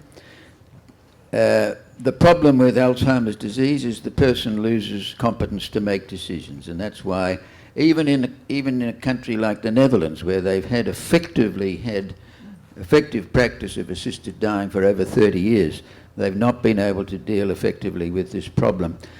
But the one thing you can do, the most important thing you can do, is to create an advanced healthcare directive which says something to this effect, that if I am diagnosed with dementia and if I have lost competence, I refuse all medical treatment which would prolong my life. That means that you do not get any supportive treatments, but you include that you will be kept comfortable. And the most important thing, in my opinion, you need to have in your dementia directive is that you refuse assisted spoon feeding. Almost all people in the advanced stages of dementia lose the ability to recognise the significance of food, and they can't feed themselves, they don't feed themselves, but they are spoon-fed, and that spoon-feeding prolongs their life and prolongs their suffering. If you've got a properly written directive which says you refuse assisted spoon-feeding, then you can avoid that outcome. And technically speaking, it's yet to be legally debated. And in terms of your own concerns, the only options you have are to look up groups, and there are groups, including in Australia, that will give you advice or information about how to source the kind of drugs that you're after. But there will be no legislation to help you with that for your generation or my generation, and I'm only 22. It's a long conversation. Yes, we have a question right up the back. Hi. Pardon me. The medical profession knows, and most pharmacists know, and a large number of people who work in pharmaceutical companies would know, but we don't. Is there anywhere a list of what constitutes a lethal dose of over-the-counter medicine so that you don't have to compromise your doctor? And information on the degree of discomfort associated with each of those lethal doses, and if not, why not? I don't think, because we're also live streaming, but even if we weren't, I don't think this is the appropriate forum to actually spell out what a lethal dose may be. However, I will ask Dr. Syme, who knows more about this than probably anyone in Australia, if not the world. It's no easy matter to prescribe or to get over-the-counter drugs that are going to help you end your life. Rodney, over to you.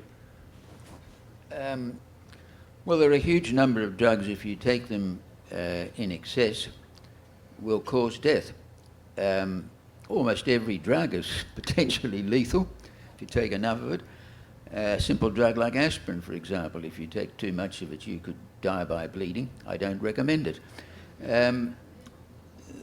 I often make the analogy that if you lined up all the drugs that could be obtained, not over the counter, but would be obtained by prescription from your doctor, if you lined them all up on the starting line of a 100-metre race, and it would include things like opioids, perhaps antidepressants, sedative drugs, some of the heart-blocking drugs, and in the 8th lane, the outside lane, you had a drug called Nembutal. And the starter pressed his gun, Nembutal would win by 50 metres. It's that much better and different than any prescription medication, but unfortunately it's not prescribable in Australia. We face a problem in Victoria that even although we have passed legislation, the ability for a doctor to prescribe Nembutal when that legislation comes in will depend on the federal government, the TGA and the health minister deciding to make that drug available. So there's still another severe hurdle to be overcome in having practically effective legislation in Victoria. There is one non-prescribable drug which I'm not going to tell you about because, you know, I don't know any of you. I've not talked with you personally. I have not talked to you about your illness, your state of mind, and therefore it is totally inappropriate for me as a doctor to be giving you information that might go into the wrong hands. You could talk to another doctor in a proper medical consultation process and find perhaps the information that you're looking for. But all I can say is that over-the-counter drugs to end your life are very, very, very, very limited and not particularly effective. And carry risk if they're not effective. And so, great caution, basically. Yes, we have another question. Anyone? Sorry. Oh. Thank you. Me. Hi, my question is directed to Dr. Gordon, please. You talked about terminal sedation, and whereas I wholeheartedly agree that sometimes, well, terminal sedation to render someone unconscious is the only way to effectively relieve pain that cannot be palliated for in any other way. And more often than not, in palliative care, terminal sedation is the only option provided. The downside of that, and the horrific thing, especially for family, is that patient may go on for days, if not weeks, because the other thing is food and fluid are withdrawn as well. So eventually the patient starves to death. Surely, with medicine today, that is just as inhumane as not providing adequate sedation. Look, I agree completely, and I'm talking within the current constraints of legislation about the fact that the availability of terminal sedation should at the very least be discussed with the individual person and with family members. So I'm objecting to the idea that as inadequate as this might be and as much distress as it might actually involve, if it's superior to continued suffering, then it must at least be put on the table and discussed. But I totally agree that voluntary assisted dying would be a far superior option. It needs to be legislated. Can I just make a comment about dehydration? It's not the same. It's a well-established pattern of palliative care. It's not the same as you or me becoming thirsty or hungry. In advanced stages of illness, and particularly the advanced stage of palliative care, whether or not you've got drugs on board, people lose the ability to perceive thirst and become more delirious, which is a snowball that eventually will take them as their kidneys shut down. Many palliative care doctors, GPs included, will elect for dehydration, as it were, as the main method of the patient dying, because as Jill said, it's superior to everything else, but it's not as inhumane as it sounds. I was talking to a woman earlier today whose aunt died of cancer who stopped eating and drinking, and she found that extremely distressing to witness, as of other people I've spoken to. Professor Chai at St Vincent's described it to me as not physically painful, but psychologically painful for those involved, those watching, and of course the person themselves. It seems to me, from what I've observed of it, to be not inhumane, but not a kind way to end your life. It's usually there's adjunctive treatment of morphine, midazolam, and one of the other, my favourite medication for patients, not myself, with this sort of thing is ketamine. Ketamine is a dissociative analgesic. It's a type of anaesthetic, and will certainly make the patient unconscious and not perceive any suffering whatsoever.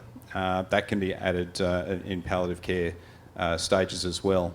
But look, it's around the world. It's quite a well-established and accepted form of the final stages, where the patient loses the ability or desire to drink. And sometimes you have to understand that when these people are trying to drink, they've lost the ability to protect their airway. It'll just go straight into their lungs and kill them anyway. So by not giving them liquids or any food, you're actually avoiding that possibility as well.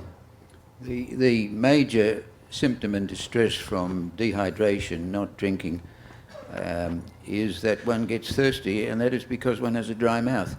One thing I will say good about palliative care is that they are extremely good at relieving the symptoms of dry mouth by good mouth care.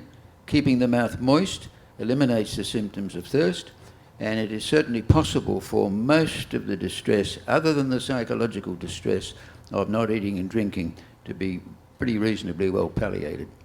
But it's not an option I would choose if it didn't have an alternative. And it comes back to that sense of psychological distress. And there was a very lovely New Zealand palliative care physician called Libby Smales, and I never get this quote exactly right, but she said that part of the suffering, and you may relate to this, Jan and Jessica, part of the suffering of a person who's dying is observing the suffering of their family watching them. Yes, we've got a question at the back. Andrew, my question is actually... Could you hold the microphone a bit closer, please? My question is actually for you. First of all, thank you for all your hard work and for the kind words you had even about politicians. However, I am very disillusioned with the fact that they are not representing the wish of the people, their constituents. Because if 80% of the population is in favour of assisted dying for the terminally ill, and the years that you have already devoted lobbying with politicians, we're now sitting with Victoria having it over the line, the Northern Territory in the past, but that got revoked. New South Wales defeated last year. So would it make more sense that we push for a referendum? It would be Australia-wide, and it would be that the will of the people will finally be heard. That's my question. Thank you for the question. First of all, I appreciate that compliment, but I'd like to point out that Dr. Rodney Syme has done more for this cause in this country, both politically and practically, than anyone in this. He's helped more people as an individual, I think, than anyone in the world on this issue. I don't think a referendum is the answer, partly because health is a state's issue. There are exceptions to that. For instance, the Northern Territory and the ACT had their rights to even debate this law taken away. That's a federal issue. I don't, believe you me, I understand and share your frustration, as do we all, about the difficulty of changing the law here. I think there are serious questions, and Karen Phelps' election in Wentworth shone a light on a growing discontent in our community between what the community wants and the failure for that to be represented in parliaments of various kinds. But I think, personally, I don't think a referendum is going to get us there. I think it's going to take something much harder to do. What is happening around this country, state by state, and I've seen it through the prism of this issue, is that our political parties, and in particular in this instance the Liberal Party, are being taken over at a branch level by people who represent a very small percentage of this community, 10 to 15%. That is their democratic right to do it. They're doing it because they have the enthusiasm and the organisation and the desire and the drive to do it. And they are gaming the system, and they're getting away with it. And there's only one way to change that, and that's to game the system back at them and get involved at a grassroots level and make sure that the right people are elected to Parliament, because they've skipped over the need to win the parliamentary debate by making sure that the right people are being selected from their point of view so that the difficult questions are never asked or that they're answered in the way they want. That's why this is happening. It's not because we need a referendum, and I'm sorry that's the hard answer, but it's going to require hard work at a grassroots level.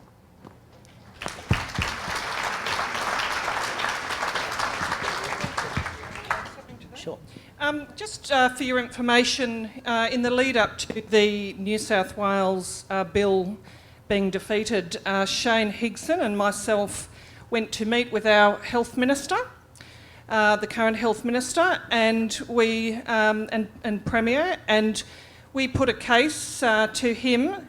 And I've got to say, we went into that office with him clearly taking the position and espousing a position of non-support. We sort of knew that before we went in.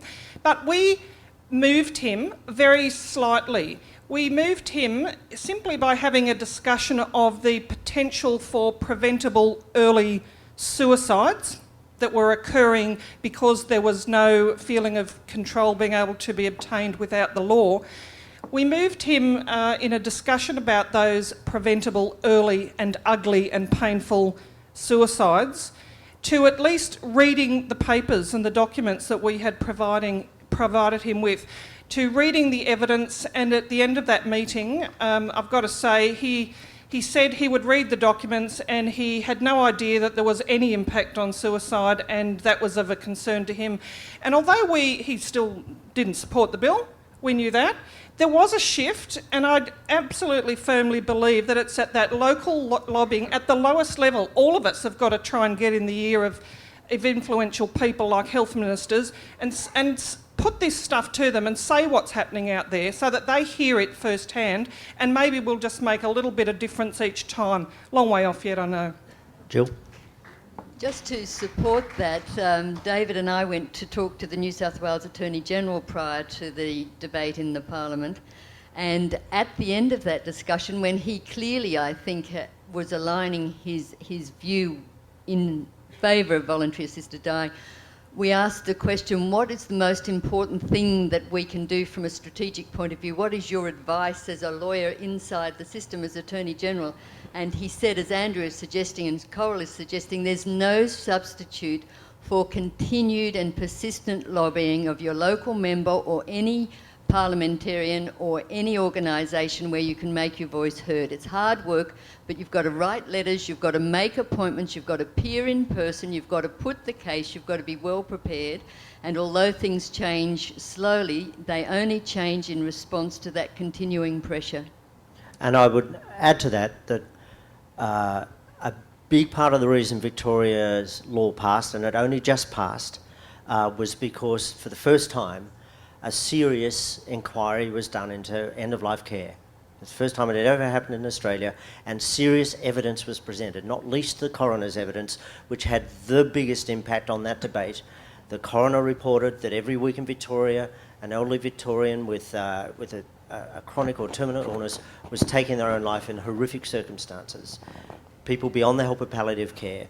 And I know, because I've recently reread those debates because I don't have a life, that the number of MPs that stood up and cited that evidence as their reason for voting. Western Australia have just followed Victoria's lead. They've had an even longer inquiry into end-of-life care, which has come up, though independent, with very similar findings about what is actually happening in the community as a result of existing laws. That then becomes an argument about a need to change the law. It's not an ideological argument about should we or shouldn't we help people die. It's just this law is causing harm. These laws are causing things that shouldn't be happening. They're leading to deaths like Tim's. And that's what changes MPs' minds. So evidence, and Coral is absolutely right. Work at your local MP level and work at your local doctor level too, because the feedback from Victoria, from the politicians that led this charge, is that they were surprised at how timid doctors who supported this were, which is in stark contrast to the almost feral opposition from within the medical profession, often from the leadership of the medical profession, people like the former head of the AMA, Michael Gannon, who made extreme comments throughout that debate, actually, ultimately, I think to his own detriment.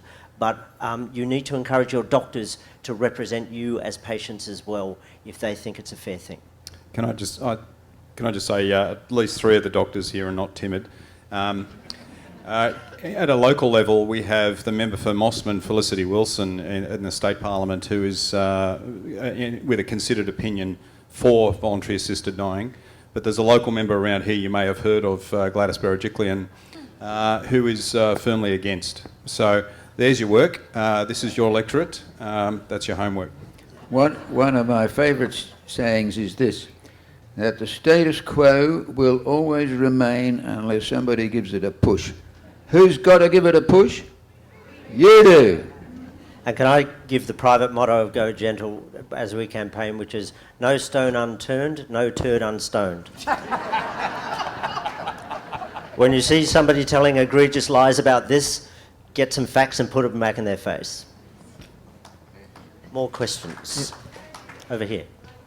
Is there any situation where terminal sedation can't work because a person might be allergic or something? Is there a situation where terminal sedation is not an option? No.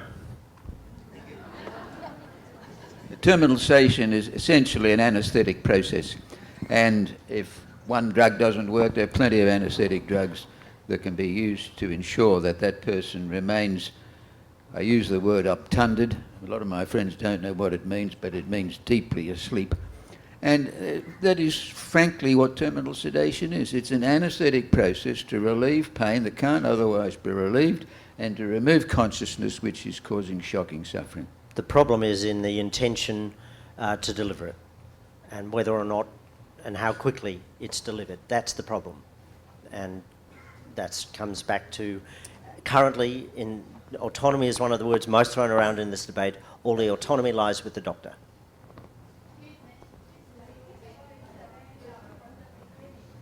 Sorry?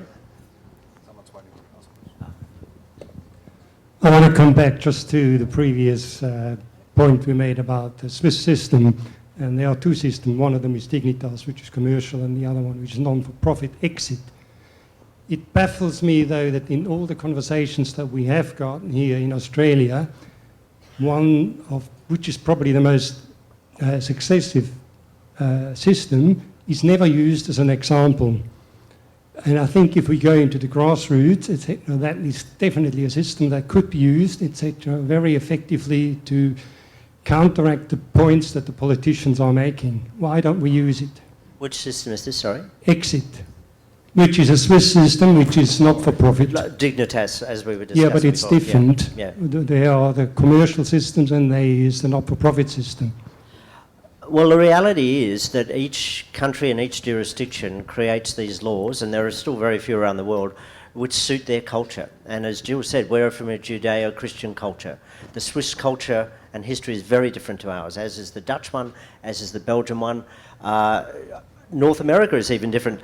So yes, I understand why you would want that. But in the end, our system, which we have to get this law in each state other than Queensland through 2 houses of parliament, filled with politicians themselves, many from Judeo-Christian backgrounds, themselves, many of them from ethnic backgrounds, like Gladys Berejiklian, themselves, many of them fearful of death or failing to understand the issue because they haven't been properly employed. So I understand philosophically where you're coming from, but I think there's a point at which it's important to look very hard at what is the mechanism by which we write laws in this country and what is the most effective way to get that mechanism to work in our favour.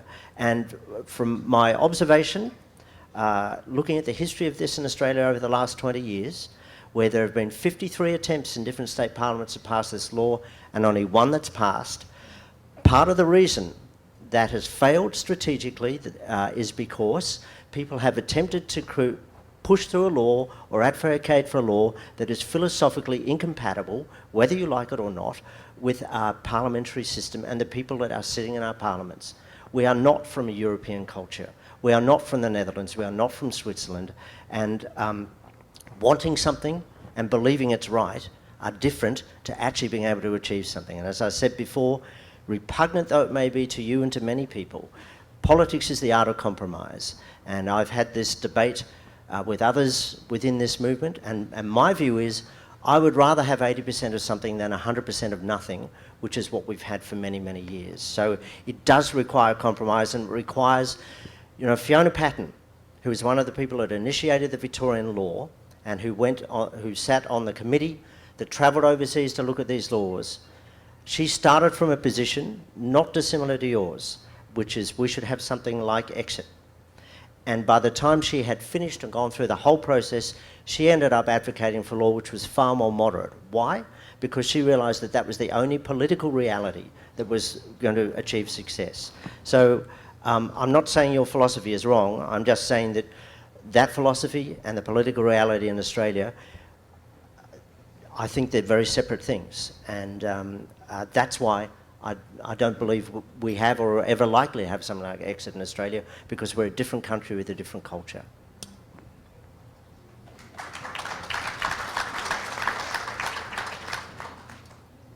Yeah. My name's Debbie Purse. Could you hold the microphone a bit closer? Is that better? Yeah. Okay, my name's Debbie Purse. I work in aged care. I've worked as an RN for the last 8 years. This is just crazy, quickly. I've worked in every sort of facility. I've worked in community, church and for-profit, and I would always go for community. Community have the best care. Where I am at the moment on the Mid-North Coast, we have excellent palliative care. We have 2 brilliant doctors who are GP, gerontologists, oncologists, and they are very careful in listening with families and the patients, and we do our best to deliver what the patient wants. My question is that with advanced care forms that are filled out when we have residents coming in, and the residents for the first, say, 3 years are quite coherent, they know what they're talking about, they understand. They re-sign these every 4 years, every year, to prove this is what they want.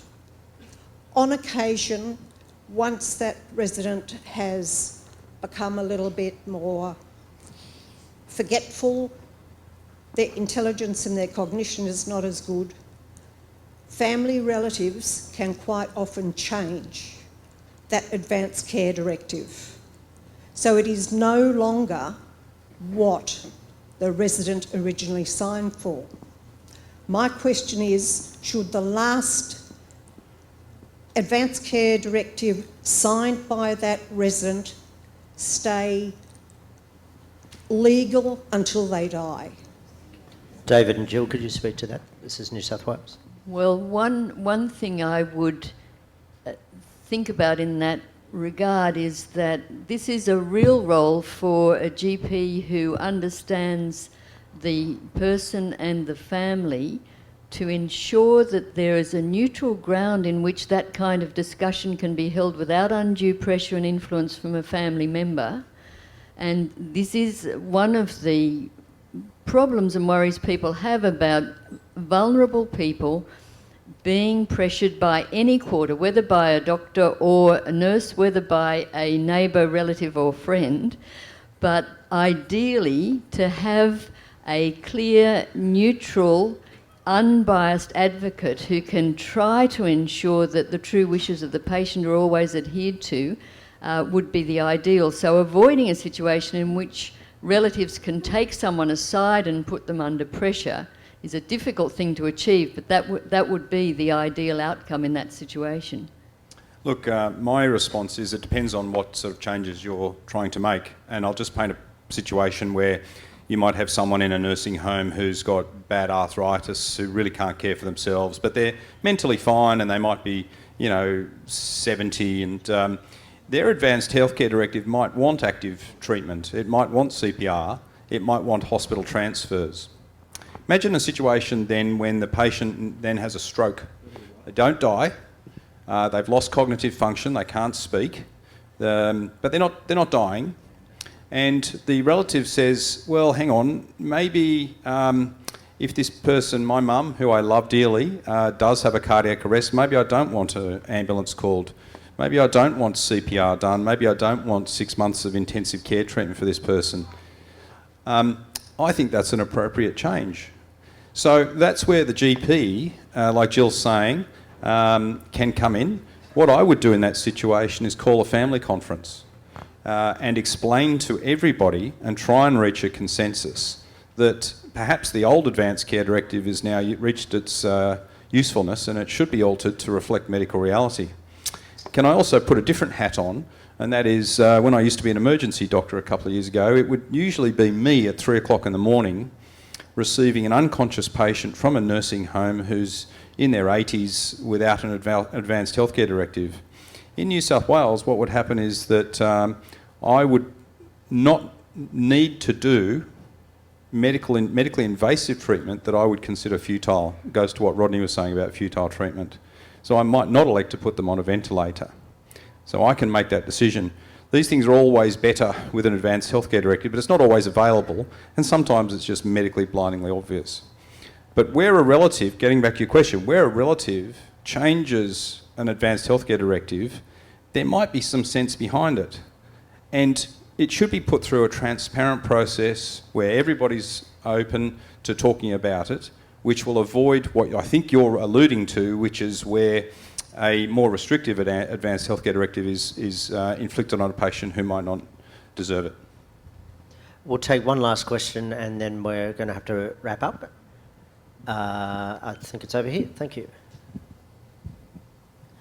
Oh, hi. I don't know who to direct this to, but you spoke lots about people who've got end-stage cancer and things like that.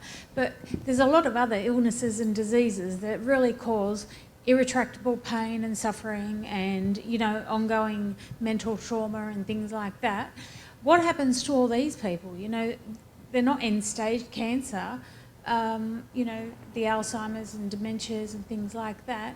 And I spoke to my doctor about, dignity with dying and things like that, and you know what that ended me? In a psychiatrist's office.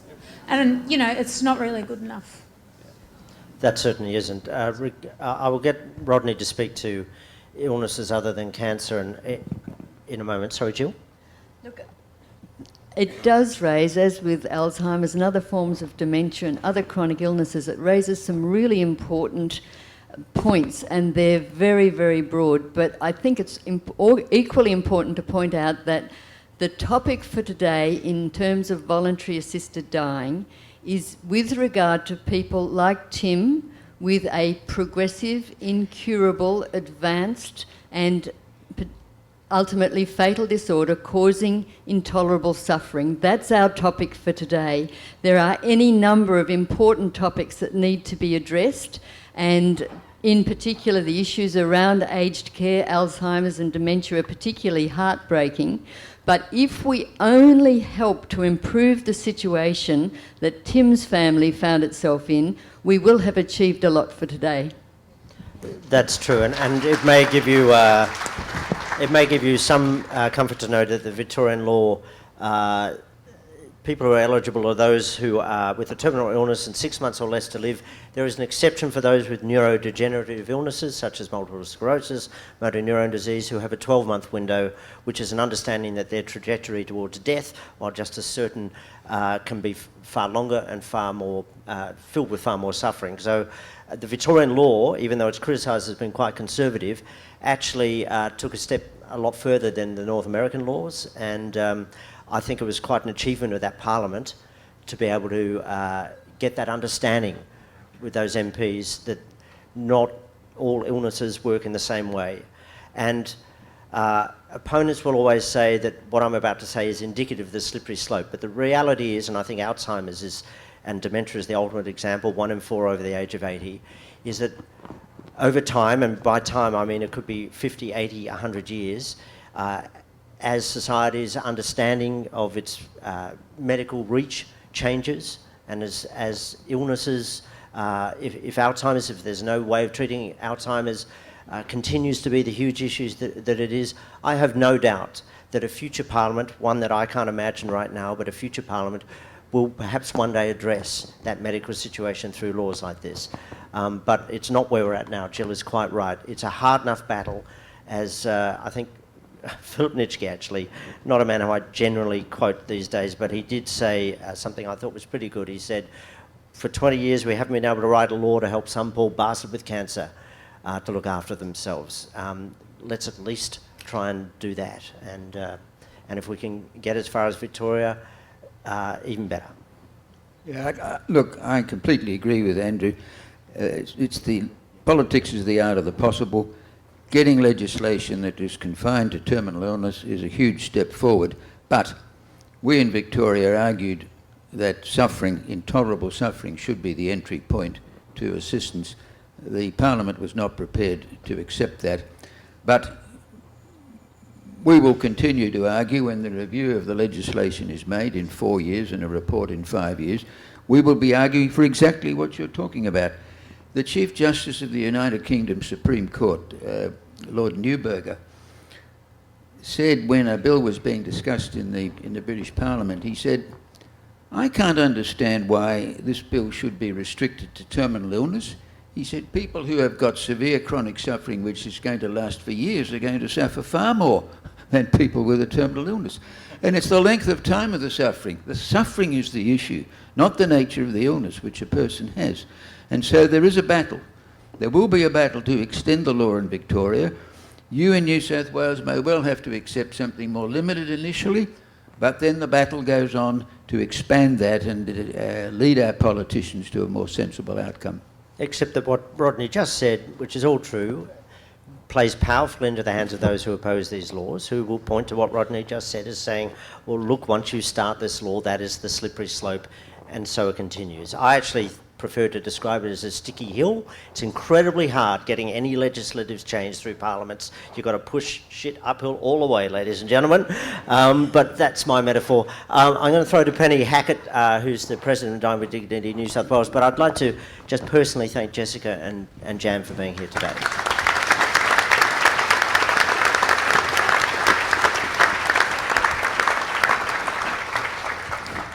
Okay, thank you everyone for coming. We could have talked literally for weeks about this issue, and some of us have talked literally for years about this issue.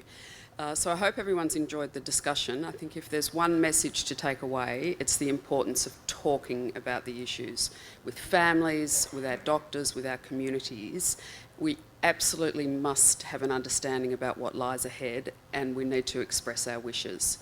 It helps us, and it also helps our families at a time that can often be very frightening and confusing, and it often requires urgent and very difficult decisions. And if you're unprepared, it can just be devastating. This is not an area where ignorance is bliss.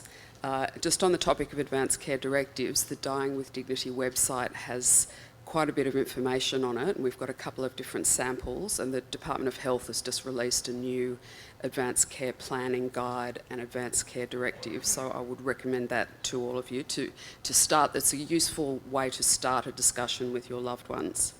I can now speak from personal experience of the importance of these discussions. My dad died about 3 or 4 weeks ago, and we were sad to lose him, but we all understood and accepted what was happening, and we had an opportunity to spend time with him and say our farewells.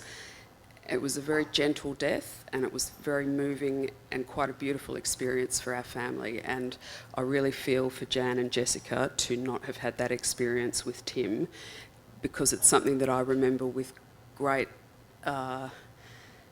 love and affection and a very profound sense of the privilege of being with someone as they die, and I think that's something we should all aspire to for ourselves and for our loved ones. I want to thank our panellists for their expertise and candour, and also to the various groups that helped participate in putting this event together. In particular, Rodney, we're just so grateful, firstly, to have you involved in this cause, because you have been a pioneer, and I imagine you are completely worn out from 20-something years of advocacy, but it's made such an enormous difference, and we just can't thank you enough. And you've also come up from Melbourne for the day.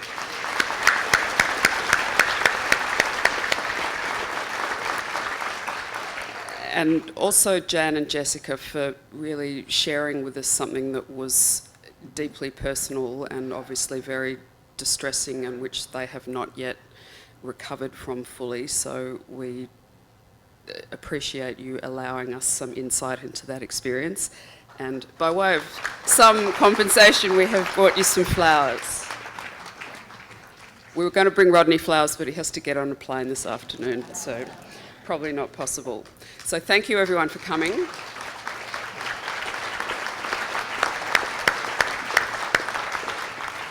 So we have filmed the event. It's been live streamed on our Facebook page, and it will stay there for later viewing if you want to direct friends and family to it. And we'll also put it on the Dying with Dignity website so that you can look it up at any time. We'd love you all to stay for afternoon tea if you have time, and I'm sure there'll be an opportunity to talk to other like-minded people, but also some of the panellists if they can stay around. I think we're putting Rodney on an aeroplane, so he might disappear quite quickly. So thank you, everyone, and we'll try and do another forum again next year.